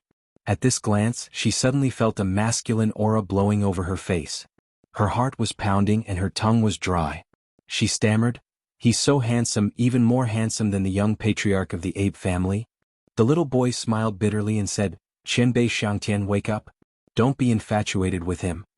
Only then did Xiangtian wake up as if from a dream. She came to her senses and couldn't suppress her excitement. She stepped forward and said in Chinese that was not very standard, "Hello, are you from China?" The young boy smiled and nodded. "That's right. Help me ask him why this Chinese man who came to participate in the competition must be afraid?" Xiangtian was a little confused. She looked at the boy in front of her seriously and muttered curiously, "I heard that the person who came to participate in the competition was a Chinese man. Could it be him? Impossible, absolutely impossible. He's too young, really too young." Although Xiangtian was puzzled, she didn't say it out loud. She turned to the little boy beside her and said, "Hey, he asked you why this Chinese man who came to participate in the competition must be afraid?" For a moment, the little boy was shocked by the temperament of the handsome boy in front of him. He was so ashamed that he couldn't say anything. On the other hand, some male reporters who were attracted by the conversation also looked at the shining boy in front of them with jealousy in their hearts. They sneered and said, "Do you still need to ask? When he came alone he was scared to death by so many of us." Since ancient times the same sex repels each other, while the opposite sex attracts each other. This young man was not only handsome, but he also exuded a mature aura that did not match his age. How could the eyes of the women present not light up when these two temperaments were mixed together? After listening to his words, the young boy smiled after a while and said, "I heard that you people in country are like the romance of the Three Kingdoms very much. Do you know about the one-on-one swordplay?" After he finished speaking, half of the Japanese reporters on the scene did not understand Chinese, so they asked the people next to them who understood Chinese. When they understood, they all laughed and said, "This idiot who overestimates himself, he actually compared that guy to Guan Yunchang. Hey little guy, are you that Chinese guy who's fighting? If he isn't, then hurry up and scram back to your hometown. If he is, then study for a few more years before coming out. How can you compare yourself to Guan Yunzhang?" The young boy was not angry. He waited calmly for everyone to finish speaking, and then he glanced at them disdainfully. At this glance, everyone present couldn't help but have an idea. It was as if there was a young lion standing in front of them. He was looking down at the barking jackals around him. His eyes were full of disdain and pity, as if a high-level creature was looking down at a low-level creature. This was the gaze of a real strong person. Xiangtian quickly made a judgment in her heart. She curiously asked the young boy in half-baked Chinese, "Excuse me, who are you?" The young boy smiled slightly and said, "I'm the Chinese you're talking about." Sure enough. The eyes of everyone present suddenly showed a look of sure enough. Xiangtian's eyes flashed with excitement and she asked, "What's your name?" The boy smiled and said word by word, "My name is Li Yundong." The male reporters on the scene all shut up and looked at Li Yundong with hostility in their eyes. They secretly whispered to each other, and their expressions were full of schadenfreude, as if they couldn't wait for Li Yundong to suffer a crushing defeat in the next second. Some of them whispered, "Hey, this person is really too arrogant and self-righteous. Who does he think he is? How dare he compare himself to Guan Yunzhang? I really hope to give him a show of strength later." You? Nonsense. I'm not a cultivator. Of course, it's the cultivators of the Japanese cultivation world who will give him a show of strength and kill his prestige. When Li Yundong came to Japan this time, Zi Yuan and Zhou Qin, who had been considerate, had specially prepared a portable Sino-Japanese translator for him. Li Yundong could understand what these Japanese were saying wherever he went. Li Yundong heard these people's words clearly, but his face didn't change and the corners of his eyes narrowed slightly. Hearing Li Yundong's name, the monk who had been closing his eyes at the gate of the courtyard, suddenly opened them. He walked up to Li Yundong and looked at him carefully. With hidden hostility in his eyes, he said in Chinese, "Are you Li Yundong?" Li Yundong nodded slightly. "That's right." The monk also nodded slightly and said with a complicated expression, "You're really here. How dare you? Please come in. Masako Tachibana has been waiting for you for a long time." However, Li Yundong put his hands behind his back and said lightly, "You can let me in, but you have to let Saionji Tsunekatsu come out to apologize to me first, and then let Masako Tachibana come out to welcome me in person. Otherwise, go and tell Masako Tachibana. She will know what the consequences will be if she doesn't do as I say." The monk's face was full of anger. He shouted, "How dare you? Saionji Tsunekatsu is the young monk. How can you order him around?" Li Yundong smiled slightly. "You don't want to go?" The monk said angrily, "Such a rude request, of course I can't." Before he could finish his words, he saw Li Yundong slap his forehead. The speed of this slap was not fast. It could be said that in the eyes of everyone it was like slow motion. However, the monk seemed to have been hit by the body-fixing spell and couldn't move at all. He could only watch the palm get closer and closer and hit his head overwhelmingly. Everyone saw that Li Yundong's palm didn't seem to have much strength and speed, but they had a feeling in their hearts that if this palm went down, even a hard rock would be broken into pieces. This monk was dead. In an instant, the monk's face changed from yellow to white, from white to red, and then to blue. Seeing that the palm was about to hit his forehead, he couldn't help but let out a scream of fear. Li Yundong's palm suddenly hovered in front of his forehead, and he asked with a smile, "Are you going or not?" The monk was trembling all over and his back was sweating like rain. He swallowed a mouthful of saliva. Just as he was about to speak, he saw that everyone around him was staring at him. He couldn't help but bite the bullet and say in Japanese, "No." As soon as he finished speaking, the reporters around him burst into cheers. "Good job. This is a real cultivator. Don't be afraid of this person. This is Japan." Li Yundong couldn't help but smile.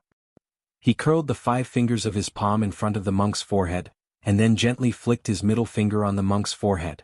In the eyes of others, this flick was like a child flicking the forehead. However, the monk was flicked by Li Yundong's finger, as if he had been hit by a high-speed train. His body suddenly flew out and disappeared in the blink of an eye. The voices of the people who were still cheering suddenly got stuck in their throats. Everyone looked at Li Yundong as if they had seen a monster, Godzilla. Their expressions were filled with fear and shock, and they didn't dare to say anything more.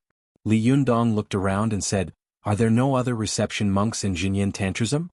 At this time, everyone was frightened by Li Yundong. In addition, they were all ordinary people who dared to speak. For a moment, their eyes were dodging, and they didn't even dare to look at Li Yundong. Xiangtian, who was standing to one side, boldly said, "It seems that he is alone. Do you need someone to tell him?" "I can help." Li Yundong glanced at her and nodded slightly. "Okay, go and tell Masako Tachibana what I just said." Xiangtian was immediately ecstatic. She jumped up excitedly and shouted, "Yi!" This was a place that even the ace reporters couldn't enter, but she had actually entered. If she could get first-hand information, wouldn't she be able to get a promotion and raise her salary when she went back? Li Yundong watched Xiangtian rush inside in a hurry. He couldn't help laughing and shaking his head. He stood with his hands behind his back, like a pine tree standing in front of everyone. He looked arrogant and closed his eyes to rest. The surrounding Japanese male reporters were so angry that their teeth itched, while some female reporters secretly took photos and videos of Li Yundong.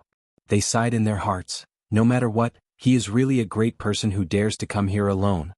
After Xiang Tian rushed into the courtyard, she quickly looked around, only to find that the surroundings were extremely wide. After turning a few corners and meeting two patrolling monks, she quickly went up to them and told them what had happened at the door with her hands and feet pointing at them. When the two monks heard this, they were immediately furious. One of them was about to rush to the door, but soon he was pulled by his companion and said a few words in his ear. When the monk heard this, he immediately turned around and walked inside with him. Xiang Tian saw that the two of them had left so quickly that they didn't even care about her. She rolled her eyes and simply followed them and continued to sneak in. Li Yundong, who was waiting at the door, was calm and composed. However, the Japanese reporters around were a little impatient and began to whisper to each other. Just as they were talking, they suddenly heard an angry shout coming from the courtyard. Li Yundong, how dare you? How dare you hurt the people of Mount Koya here? When everyone heard this, they immediately looked in the direction of the voice and saw a young monk in a purple cassock, with two monks holding vajra rushing over angrily. Oh, it's Saionji Tsunekatsu, the youngest and most promising young monk of Xinyan Tantrism. A knowledgeable reporter couldn't help but exclaim in a low voice. Some reporters deliberately said loudly, Lord Saionji Tsunekatsu, teach this guy a lesson. He is really... Before they could finish their words, Li Yundong suddenly opened his eyes, and a sharp light flashed in his eyes. With a stomp of his feet, his whole body shot out like a cannonball, instantly appearing less than 3 inches in front of Saionji Tsunekatsu. Before, Li Yundong had stood quietly in the same place. Everyone felt that he was as quiet as a statue or a mountain. But at this time, this Chinese man suddenly burst out. His momentum was like a gale and a raging fire, and his movement was like a thunderstorm. Saionji Tsunekatsu had never expected that Li Yundong would not only dare to hurt people in the core hinterland of Mount Koya, but also dare to attack him. This was simply audacious. But Li Yundong did it in a place and time that no one had expected. The battle between masters was only a hair's breadth.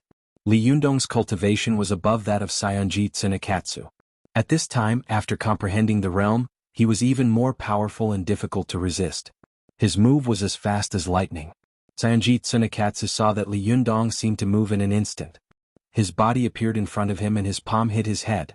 This palm seemed to suck in all the air around it in an instant, forming a vacuum vortex. The force was so fierce and the momentum was so fast that the air around it was squeezed and distorted. Saionji Tsunekatsu was shocked. With a shout, he lifted his hands up. The two monks beside him also reacted very quickly, and the vajra in their hands smashed toward Li Yundong.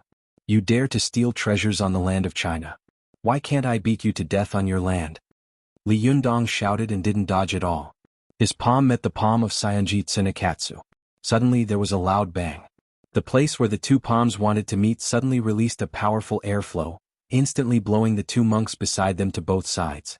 Li Yundong's blood was surging, and his jinshi was pouring out like a mountain torrent. His palm was like Mount Tai, slowly pressing towards Saionji Tsunekatsu's head. Saionji Tsunekatsu's bones crackled, as if there were tens of thousands of pounds of force constantly pressing down on his head. His legs trembled, his arms bent little by little, and his handsome face became distorted. Kneel down and apologize. Li Yundong glared at him angrily, added strength to his palm again, and shouted angrily, in addition, hand over the Medicine King tripod. Otherwise I will smash you into meat paste. After he shouted, his whole body surged with great strength, and at once Saionji Tsunekatsu's two knees made a cracking sound of bones breaking, and then he knelt in front of him with a thud. At this time all the people on the scene were stunned. They couldn't believe their eyes. The young monk of Xinyan Tantrism was beaten to his knees in one face-to-face encounter. You're tuning in to the Han Li's Wuxia Adventures YouTube channel. We're so grateful for your support and don't forget to subscribe to join us on this incredible journey through captivating stories. Your generosity through donations truly makes a world of difference, as it's the primary source of revenue that allows me to expand and enhance this channel for you. Thank you from the bottom of my heart for being a part of this adventure.